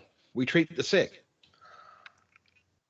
And I fully appreciate that, and you've done spectacular work. I mean, you can't argue with the results. I feel that somebody who's been blown up by a test engine failure from a major company would perhaps be taken somebody with a bit more, somewhere with a bit more of an emergency room, you know, the equivalent something. Who am I to question? I mean, I'm new here. I don't know my way around the world, but it as a medical professional myself, it seems somewhat off. She smiles and looks at the sort of architecture around her and says, "It's easy to be fooled, isn't it? The calling of our order is medical care. We're all qualified. And though you don't see it in this room, we have fully equipped surgical tables, intensive care units, and everything you could possibly need. We used to generate quite a lot of our running costs by people coming from Azureport with their sick. We like to think we're one of the best hospitals on the planet. Unfortunately, the situation has changed recently, so we have just only one patient at the moment, and he will be leaving us soon because, well, frankly, he's well." Sarai will smile at the sister, and she'll say, "What you do on the planet is a force for good, and it's fantastic that you can provide such help to the people upon the planet. You say you have very little, which of course may be part of the order you follow. But if you wish for more money or such like, or help in other ways, if you have extra medical supplies, we would be more than willing to purchase some off you, or to offer you other things in return. We're always in need. We're adventurers ourselves, and we're always in need of such things. Last time I used a very basic med kit, I killed a humble barman. And if only I'd had better equipment, maybe I'd have done better. We have, if you need medical supplies, of course, we have some we can give you. We're not permitted to sell them. It would go against our teachings. Is there anything we can offer in return? We wouldn't just want to take them. We understand that the humble, giving, and holy people you are, that you would, but we feel like we would like to provide you with something in return, or at least the means to replenish what we've taken, and perhaps more. Yeah. Of course, if you were happy to make a donation, we would gladly accept it, and you can believe that we would put it to very good use. But truthfully, just you being here, just you coming to see us and bringing people, perhaps this presages a change where people won't be afraid to come and visit us again. That alone is tremendously valuable to us. We don't want to talk of bleaker business outside of here, but we are called here for a certain purpose, which we hope will lead to a greater return of people to the area, to using your wonderful services, and hopefully to increase your donations again. Well, if that is what is willed, then we will be grateful for it. It's improper to be too attached to things, but we've come to think of this place as very special to us. It's a beautiful, beautiful place, and I can understand the joy of living in such a beautiful place. It truly is a blessed space. Now, if you would like to, perhaps you would come to the chanting, because the time is due. And she stands up and nods to the other nuns, and they all make their way back out into the sort of central corridor and turn into that vast, poorly lit chamber that you sort of caught a glimpse of on your way in. Are you following? Kara will sort of half-mouth whisper to Agnar. She'll say, "If I see a pentagram, I'm leaving." Right. So Sarai's caught up in it. She's like, "Yeah, this is great. This is lovely to get involved in such things." Stefan will catch Sarai's eye as she walks away and just hold up his glass of wine, and he will not follow. Okay. Agnar is happy to go along. All right. Well, Garrow gets up as well and makes his way, slightly limping, but he's in reasonable shape. You know, he's not really struggling, through to the large chamber. It's dimly lit, but it is lit. You can see where you're going, and inside the space, only in quite a narrow set down the very middle of the chamber. The chamber is really quite wide, very tall, and seems to go on a long distance.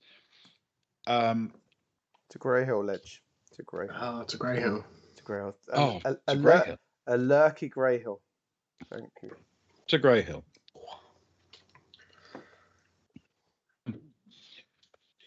The lighting is low, but you can see where you're going. Only the very central part of this chamber seems to have seating in it. But the seating and the chamber itself seems to go on for a very, very long way. In fact, as you walk in, you look into a space that implies that that chamber could perhaps stretch for at least half a mile. But you know that's not possible because you saw the size of the rock as you approached. It can't possibly be that far, but it does, as you come in through the door, look like it stretches off into the distance, at least half a mile away. As you step just a little bit further in, you realize that this is a deliberate optical illusion. The chamber, in fact, narrows slightly as it goes away from you. And if you stand at the doorway, the narrowing is perfectly designed for perspective, so that it looks as if it stretches off into the distance. And the seating is arranged in such a way that it gives a 3D view to that, because the seats, as they go forward, become narrower in line with the narrowing of the chamber. And because of the angle of the floor, which effectively is slightly on an incline, they also appear to get, and physically do get, slightly shorter as they go away. So the whole experience gives you an impression of a far longer room than the space actually is. Garrow settles down in one of the benches and sits there just waiting, seemingly. Well, Agnar. Sorry, go on, Luke. no, carry on. Agnar will say to one of the sisters, can we just sit anywhere? The sisters are nowhere to be seen. They shuffled through there and then disappeared off to the sides. Oh. Garrow, do we just sit anywhere? Yes, sit anywhere you like.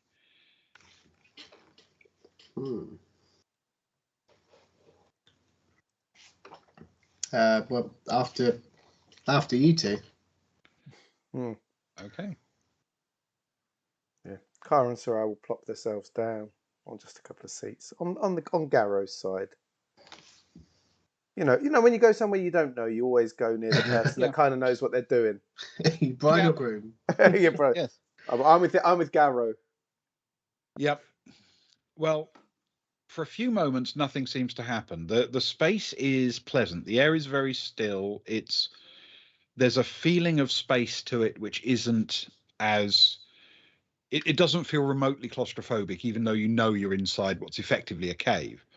The sheer size of it, the shape of it, it gives the impression of an airiness, and it's a very nice place to be. It's comfortable, and then you start to hear a sound. It's a voice chanting this regular chant, not actually a song, just like reciting a poem in meter. And as the voice starts, you start to see a glow on the top right from where you're sitting, and an alcove cut into the side of the chamber begins to slowly light. And silhouetted there, you can see one of the sisters, and it is she indeed who is chanting. The chant and the placing of it, the way the alcove is designed into the space, makes it echo around this chamber and gives it an absolutely ethereal quality. And as the chant goes on for a moment or two, you hear a second voice join it. And then as that voice starts to build in, a second alcove slowly comes up in light and begins to glow more brightly, and you see a second sister, and then a third, and a fourth, and a fifth, and eventually a sixth, all reciting their own separate chants, but all on the same rhythm, all on the same meter. And it builds to this remarkable crescendo of sound, all echoing around the space together.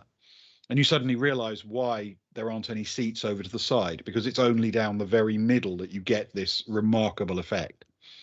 It lasts for about 15 minutes. And then one by one, the alcoves start to dim, and each sister in turn stops chanting until only that first one is left, finishing her chant, and then her light dims as well. And it falls to complete silence, only not quite, because even after that light is dimmed, there's still that faint sensation, and you're not even sure if it's really there, if it's your imagination, that you can still hear it for another minute or two after it stops.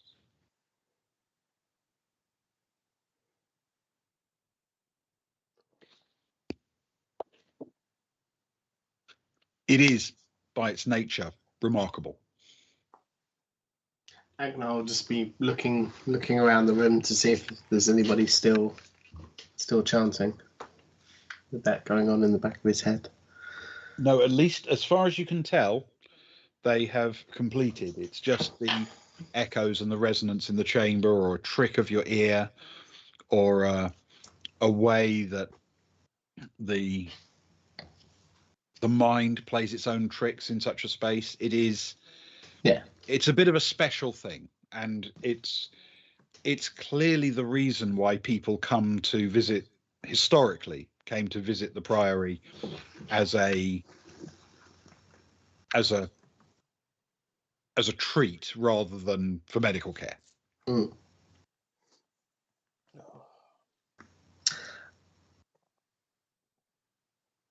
He'll turn around and look at Garrow. Is Garrow still sat there? Is he doing anything? He's nodding to himself. He's got a quite beatific smile on his face. He's clearly got used to this and enjoys it as part of his day. And he gets up and in complete silence shuffles his way out, as if he doesn't want to break the spell in that chamber. Certainly, I can. Agnar can respect that. He'll sit silent for a minute or two, and then stand and leave, walk out. You find Garrow outside, and as you leave, he immediately says, "They do that 4 times a day. It's amazing." It certainly is. It's quite resplendent. I can see why you're so comfortable here. They've taken very good care of me. They really have, and I have come to be very grateful to them. And to be fair to Pan System Power, they've sent a couple of people to check on me a few times, and they've made sure that I haven't needed to worry about anything. They apparently are taking care of my property as well. Well, that's good to hear. Certainly, I feel as though they should, given the circumstances. But it's nice to hear that they've stepped up to the plate on that one. Must be reassuring for you. It is, and tomorrow they're apparently coming to talk about compensation, which will be nice because tomorrow I will probably be cleared to go home. So so when I find out what they offer in terms of compensation for my time unable to work, and I'll probably be a bit slower for a while. So I'm hoping for good news. But they're a big company. I'm sure they can afford something. Mm. Yeah, certainly from what I've heard. How long did you say you'd been here so far? A couple of weeks. And is that likely to set you back a lot? I suppose it's more the it's more the reputation, right? You must have regular people that you sell to that haven't been able to buy from you for a couple of weeks. Truthfully, I usually go grubbing around for the occasional rare thing that you can find. I don't ship bulk mining, so it's not so much that. It's, well, where I live, Swisher, all of us mine the same caves. So in the last couple of weeks, my neighbors, who I like, you understand, but they'll have been finding things that I could have found. Lost opportunities. And then when I do get back to work, I'll be a bit slower. I probably won't be able to put in a full day for a while, and it's not that easy. It's a tough life out there. Yeah, I mean, it sounds like a good deal for your neighbours. No disrespect to them, I'm sure they wouldn't wish this upon anyone. And a rougher deal for yourself, certainly. It's been a challenge, but at least I haven't had to worry about my safety. The nuns have been extraordinary. Yes, and you've been been well looked after and taken care of and financially provided for during your weeks here, I suppose, which must be a weight off your mind. Yes. It's good. Yes, nobody's asked me for any money or anything. No, which is wonderful. Very good.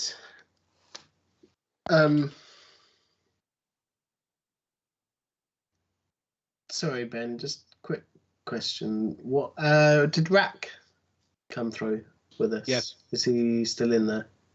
Yeah, he wandered through with Jax to enjoy the chanting, and he's now milling about, sort of looking at the architecture, just finding his way about. Yes, he's around if you want to speak with him.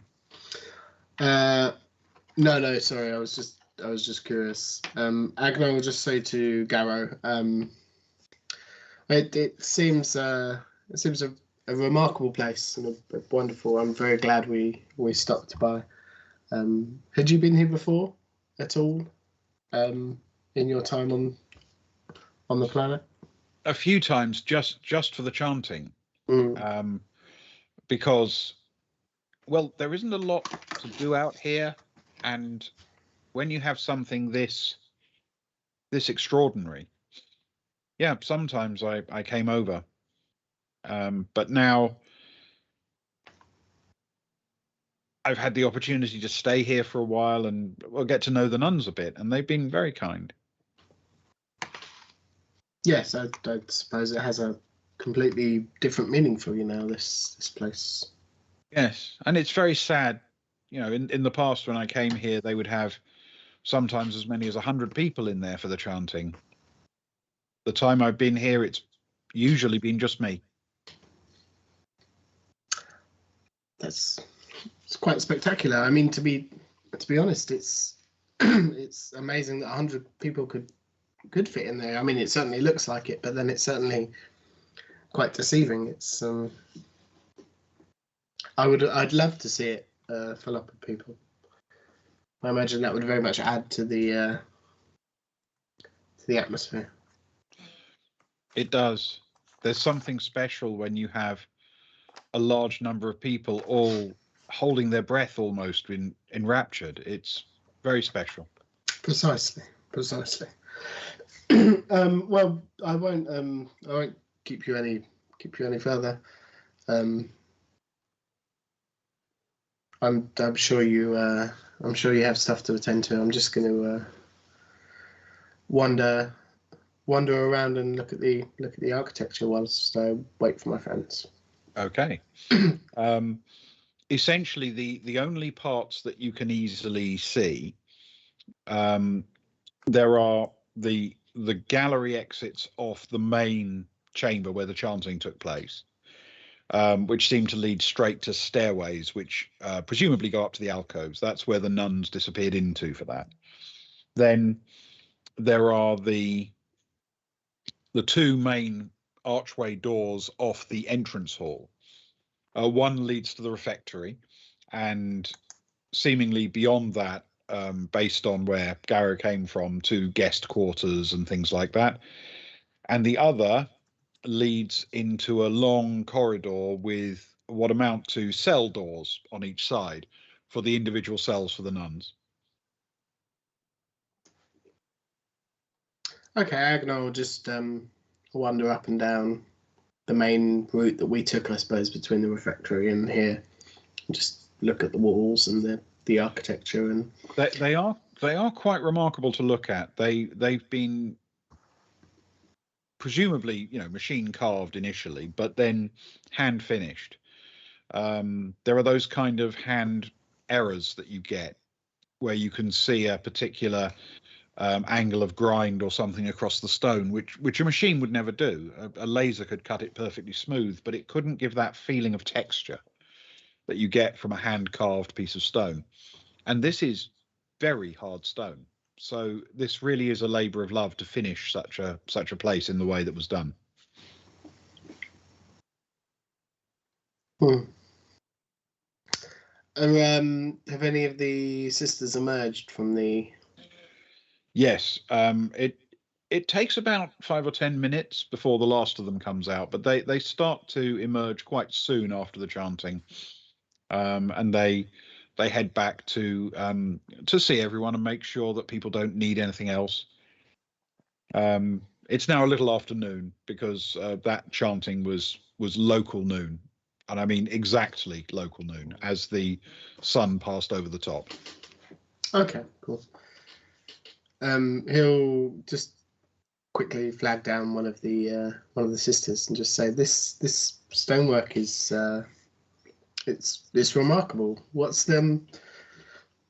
would you call the style of this? It's quite impressive." It's a perpendicular style. The design dates back to old Earth, and the members of my order derive their practices from all that time ago. Oh, really? That long ago? And who built? How long ago was this place built? Who built it? Tell me more. It was built over a century ago. It was initially intended to be a space for mining, and a few exploratory caves were cut. However, it proved to be a poor choice because of the nature of the geology, the splash spire. It doesn't produce good rock density underneath where you'd need it for the mining. The hardest part of this is the spire itself. So they abandoned it quite quickly.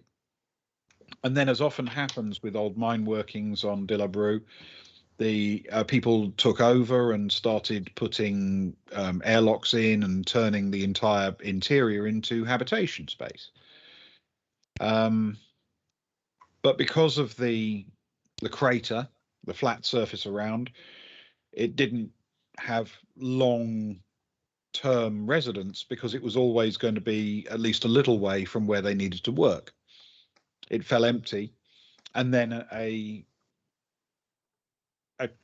traveler spotted that because of the plane of the ecliptic dropping the meteor directly in line with the solar axis, it meant that the spire was in fact itself literally online with the sun, something unusual, and suggested that we could take it over and turn it into a church. Now, back then, that required cutting various chambers and spaces. But as for the next 20 or 30 years, people then very gradually changed the design of it in order to suit both the architectural traditions of our order and also the nature of our celebrations. So piece by piece, the alcoves were cut and shaped, the walls were cut and shaped in order to make everything suit us. And now it's perfect for us. Well, that's good to hear.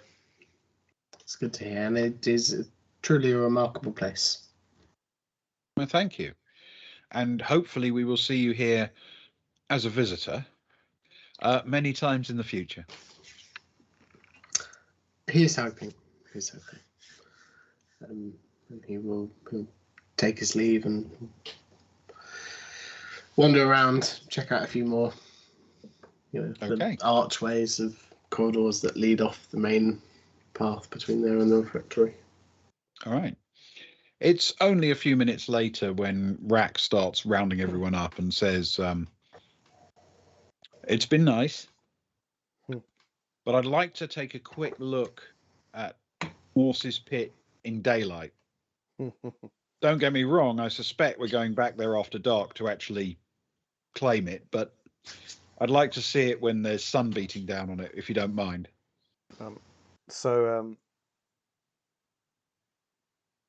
That whole time, Sarai's been sat there with her eyes closed in that hole, listening to the last reverberations, I'm guessing the final echoes.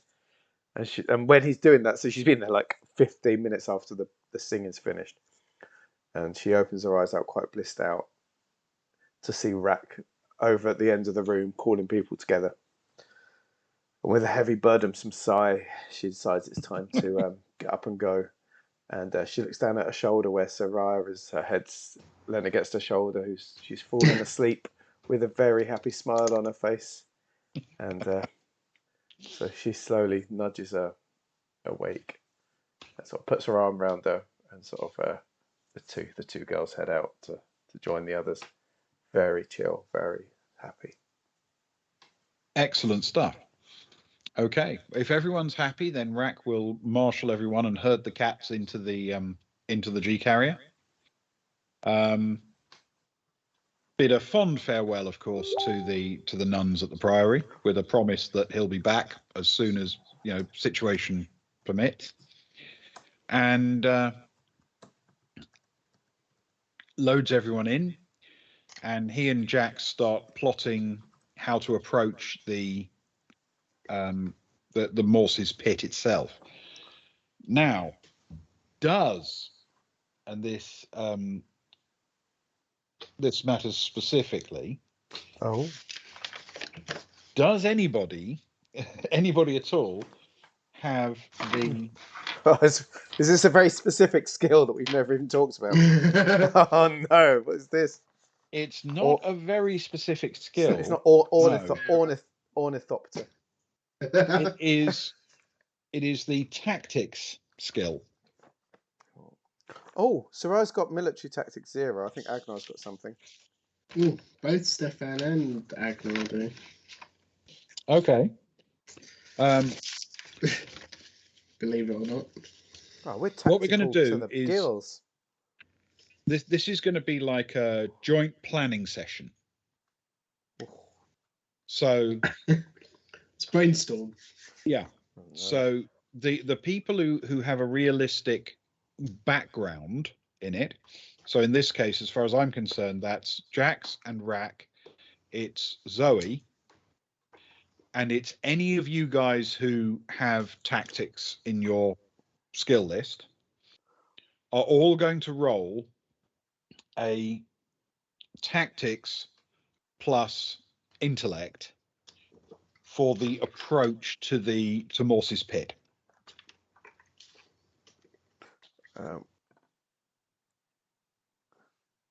Are we talking tactics at least of +1 or 0?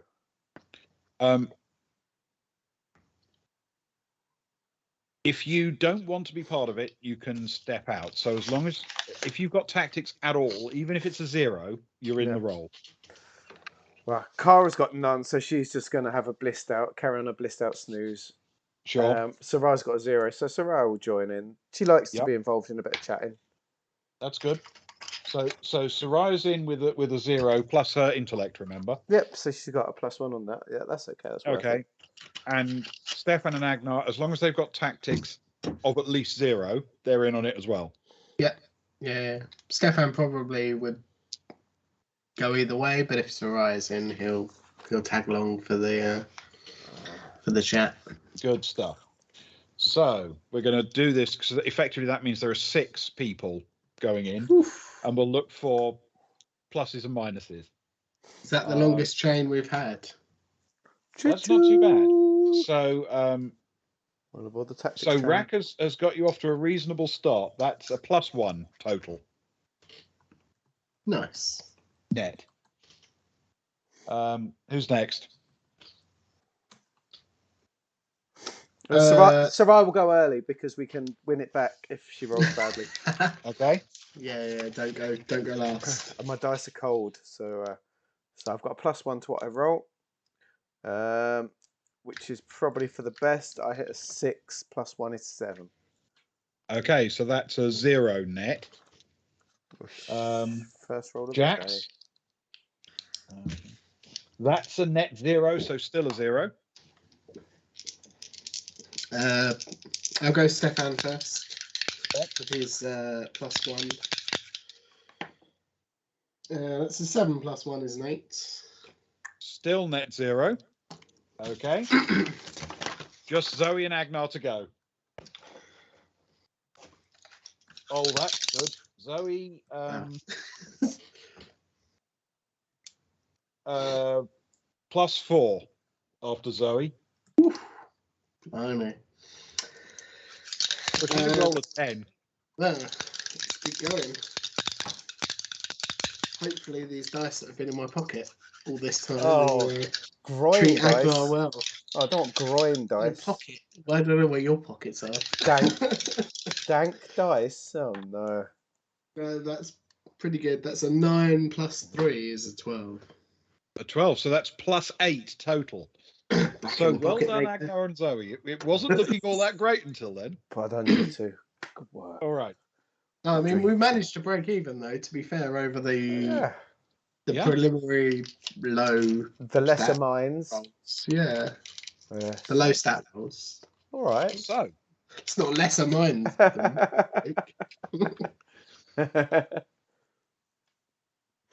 The approach is done really very subtly. Picking the right line, picking the right approach. You all seem to have a fair amount of confidence that you have managed to get yourself in a position where you can observe from the ridge on the edge of the crater around the priory. You found a spot in a little gap in that ridge, a little sort of crevasse where you can observe using various optical equipment the front of Morse's pit. The pit is built into a cliff face, essentially a sharp break in the terrain where some ancient impact or tectonic movement shattered the rock. and the cliff face is facing onto you. You can see from this slightly elevated position that there are a number of piles of rock and rubble around the front of it, and then two separate airlock doored entrances heading into the cliff face. But with that kind of overall thing,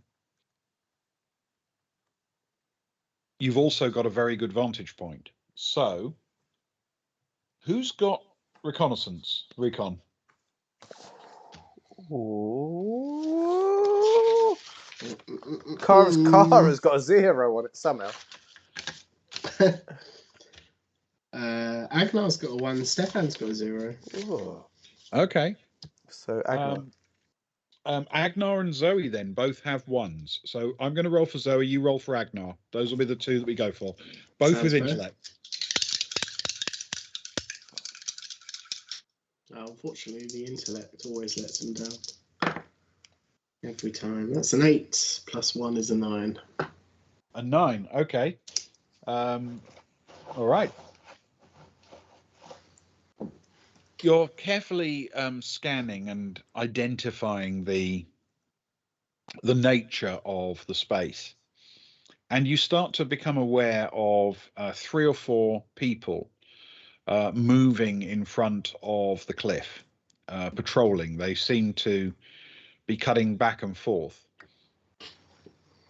but those people who are just out, coming and going, doing their thing, moving to and from a couple of vehicles that are periodically pulling up in front and moving off and doing their thing, those don't necessarily catch the attention.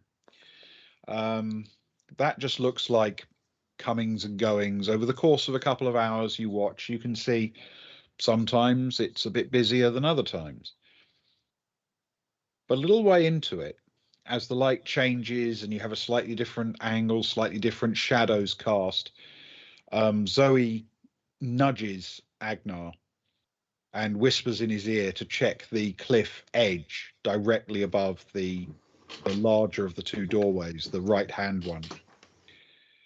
And perched on top of the cliff, overlooking the entire frontage, but quite well disguised, as if it's been mounted into a fixed mounting and then covered with rocks and dust to make it blend in, is a fairly substantial looking heavy weapon on a fixed mount. Ooh. The kind of thing that can tear vehicles apart, let alone people. Oh, God.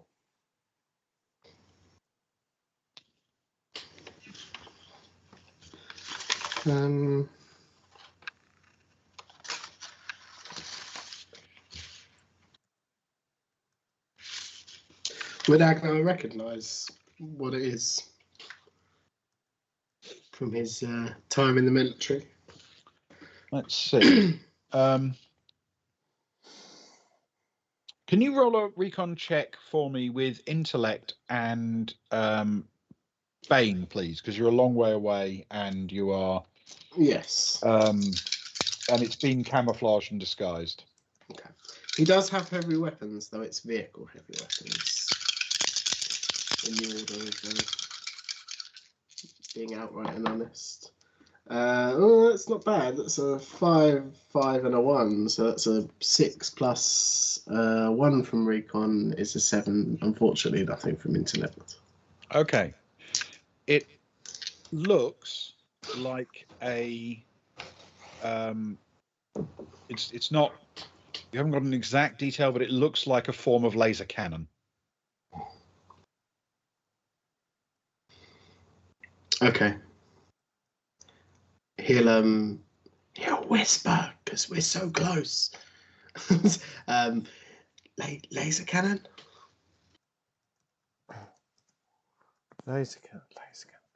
Laser cannon. Maybe. Okay. It's certainly that kind of size. It's It's too large to be man-portable. It's a fairly substantial weapon. It's the kind of thing that a place like Dilub Rou tries quite hard not to have wandering around the countryside. Yeah. We're talking artillery, not a vehicle-heavy weapon that's been taken off its mount and stuck on top of a building.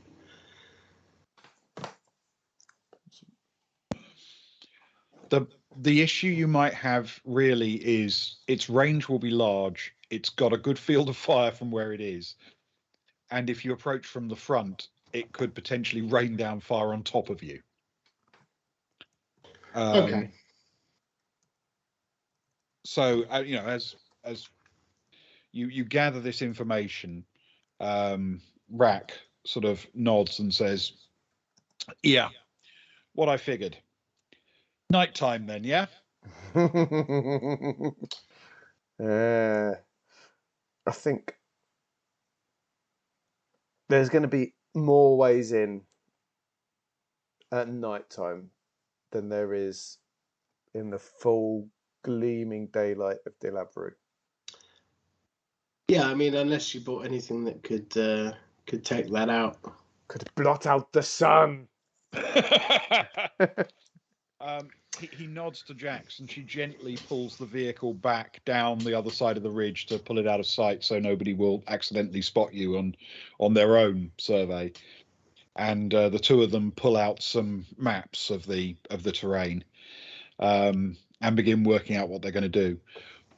But I feel at that point we have to call it for tonight. I'm very sorry, Luke. No, I think it. Well, I wanted my violence.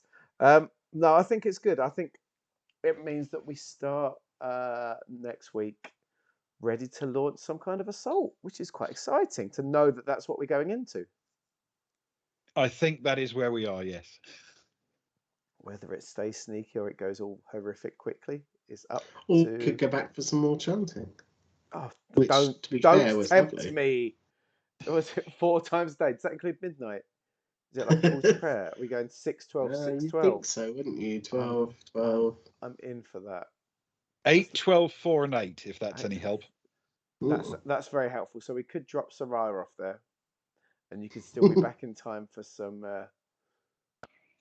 Yeah, I'm up for that. I think we could do that. All right. Anyway, that was wonderful, Ben. Thank you. Lots of fun. Thank you. Thoroughly enjoyed it. And thank you everyone for joining in and being part of chat and coming along and lurking and watching and being part of it. It's lovely. I'm just glad we went to a nunnery. It's nice. It's a different vibe. I enjoyed it. I got very blissed out. It might have been the vodka, but I got very blissed out. Well, it's a different experience to our usual. Let's put it that way. Yeah, and we're set up nicely for some combat, which is also, to be fair, a different experience to our usual. Next week. Yes, thank you, Socks. Get thee to a nunnery. Quite right. I'll tell you, if we had a local nunnery that did that kind of thing, the chanting with the alcoves, I would go along and do that quite often. That sounds good. Yeah, definitely. The experience would be lovely. Very, very pleasant. I'm going to make it a soppy toast next week. I'm going to come up with the most emotional, heartfelt toast for mid-combat. Good idea. Well, if it's going to be mid-combat, it's going to be something out of the ordinary. For he has been joined in the afterlife by Sammy Chris. No! Don't say that. Don't tempt Ben. Ben has the power. How cold-hearted is he? That's the question. Oh dear. Relatively cold-hearted. You're never going to be able to live it down now if that happens. I don't. Yeah, I'll have to go into hiding. I think you are right. The old previously. I do love a previously. Star Trek used to do that a lot. Previously on Next Generation. The problem with previously is in 2 parts. So Doctor Who. If a Doctor Who was a 2-parter, the first part was always really good, and the second part was boring because it proved that all the mystical weird stuff was just science. I don't know. The empty child and the Doctor dances. The first part was better, I thought. Much I agree with you, but the Doctor dances still delivered on that promise. I thought that was pretty good. The concept of a creature coming and just wanting to rebuild people as they came across them is quite an interesting concept. And the Ood was I guess the second half of the Ood Yeah, one was that was good. okay. I guess a lot of the Cybermen second parts weren't so strong. Was the Bill one, the one with the Mondasians, was that a two-part? Because that was creepy as. Did you see that one? The one with what's his name from the thick of it? Capaldi one. Where they ended up on a I'm space trying to station. remember. They end up on a space station where he is, the time moves very different because they're orbiting a black hole or something. So the lower in the ship you go, the time goes quicker. So for him, it's like 10 minutes, but for her, it's like 10 years. And Oh, yes. and she gets turned into a Mondasian Cyberman thing. That's horrific. That was like the creepiest possible. But I can't remember if it was a one or two part. I think it was. I have a vague feeling that may have been a one-parter, actually. They got a lot in one part. Yeah. Yes. Well, time moves slower. Yeah. True. No, It's 10 years for you, Luke. But... Bit of Who is good. Yeah.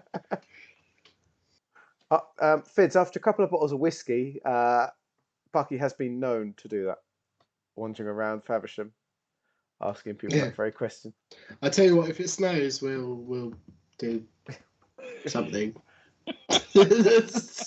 Something will happen. We'll stream. Something will happen. We're close to another night out. I think next month we've got another night out. I think potentially, so we could just. And it might snow. It's the month of snowing. Oh, it is the month of snowing. Yeah. Yes. Right. Well, as I say, thank you very much. Are we raiding someone? I could do. I'm going to bed though, so I could start the raid, but I'm going to need to go to sleep. Let me check. Let me check the raid. There's no reason why the rest of you can't. I'm just a sleepy character. I've got lots to do tomorrow. Luke hasn't had much sleep. I've been really struggling, guys. Sorry, I love you all, but I've been really struggling. Oh, I like tabletop anthologies. We like them. They're doing. Yeah, they're nice. Yeah, we're doing them. Tabletop anthologies. You guys can go and enjoy a bit of. Hang on a sec. For goodness sake. It's exclamation mark, isn't it? Exclamation mark. Raid. Is it? Tabletop anthologies. We're so professional. Spids, you missed some really top quality professional stuff earlier.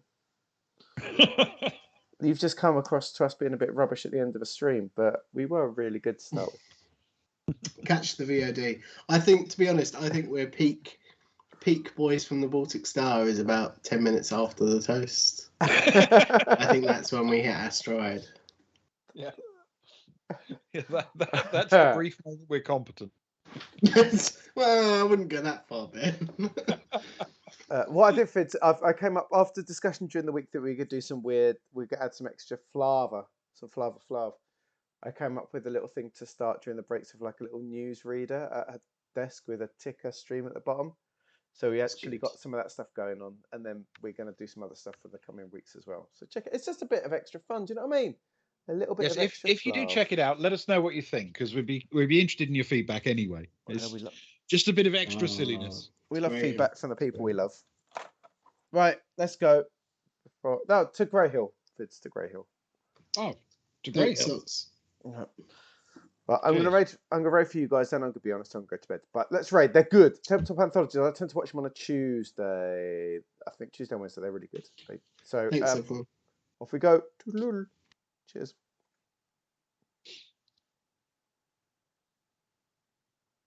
Did I click it? Are we done? I don't know. What's going on? We're there. Oh, we're here. We're raiding. I can stop us now. Hang on. I'll stop us. Oh, no. Where are we? Oh, so confusing. There.